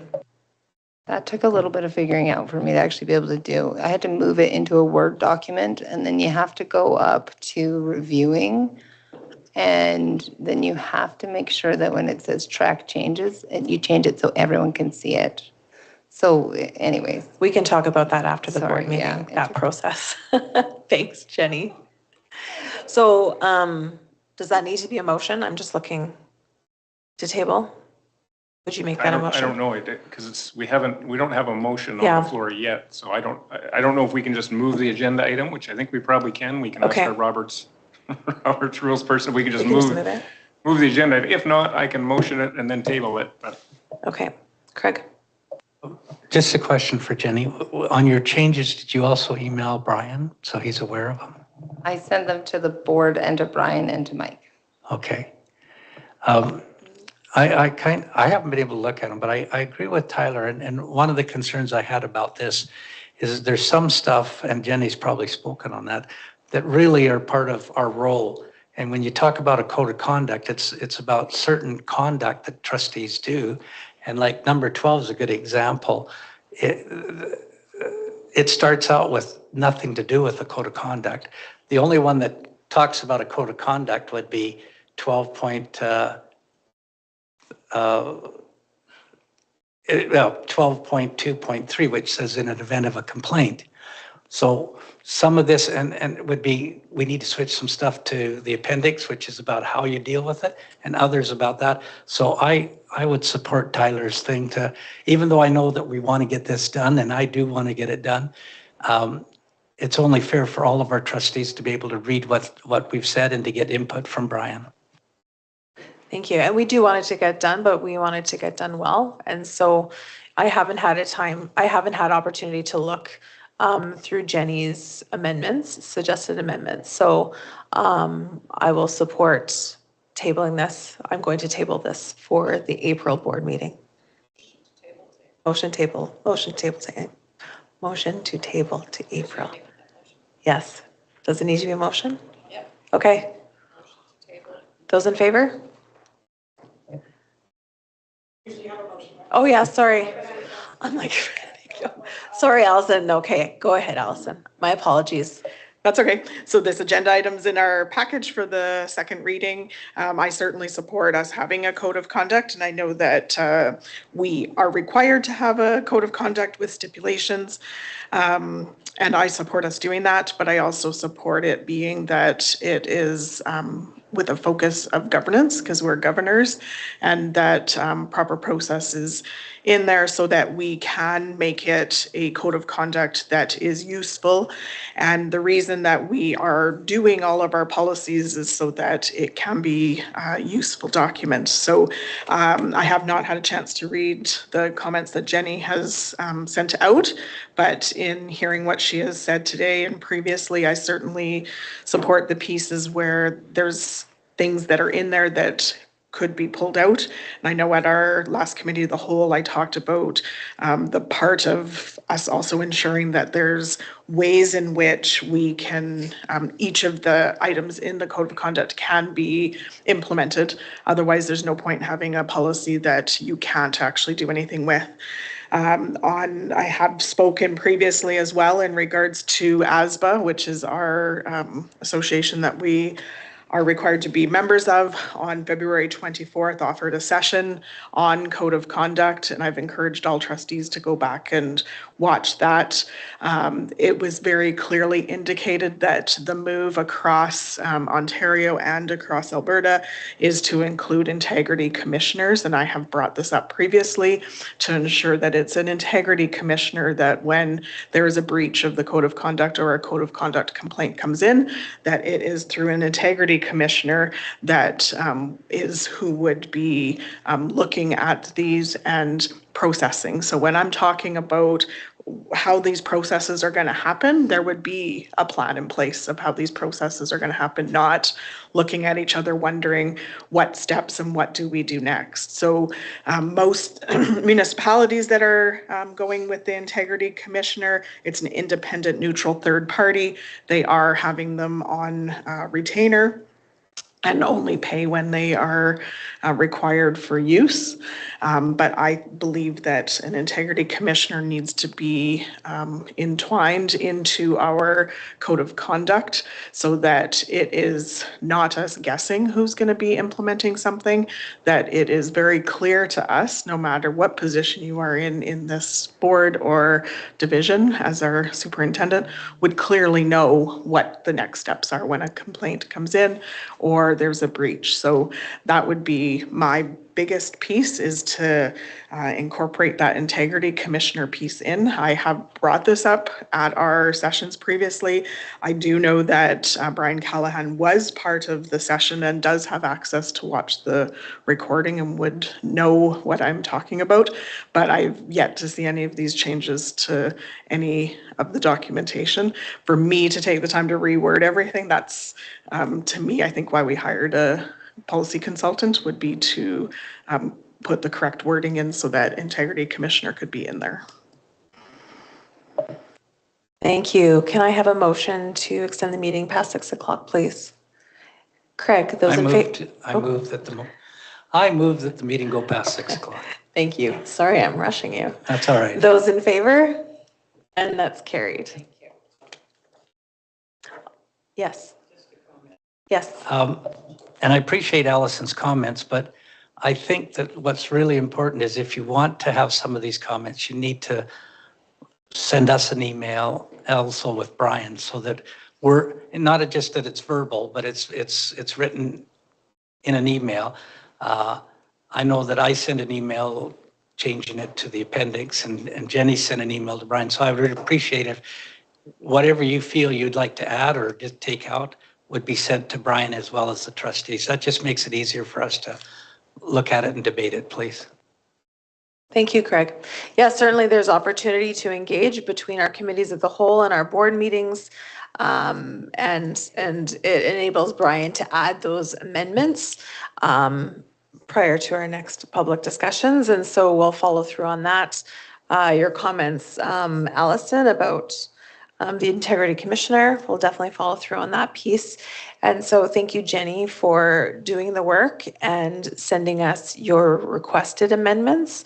And so I encourage board members to read through Jenny's email and to provide feedback on that, so we can have fulsome conversation and present a draft policy that we can discuss well in our April public meeting. So that'd be great. So that is tabled. Nope, we didn't vote. We stopped. Motion to table until second reading of the draft code of conduct policy to our April board meeting. Any further discussion? Seeing none, those in favor? And that's carried. All right, and that brings us to the end. So no, almost, so close. No correspondence was received. You'll see a correspondence sent to Meg Fester, and this is, she referred to this in her presentation today. This is the letter of response sent following her public forum presentation to us at last month's board meeting. And so now that brings us to the end of our public agenda, and I am looking for a motion to take us in camera, please. Andrea, those in favor? And that's carried. Thank you very much.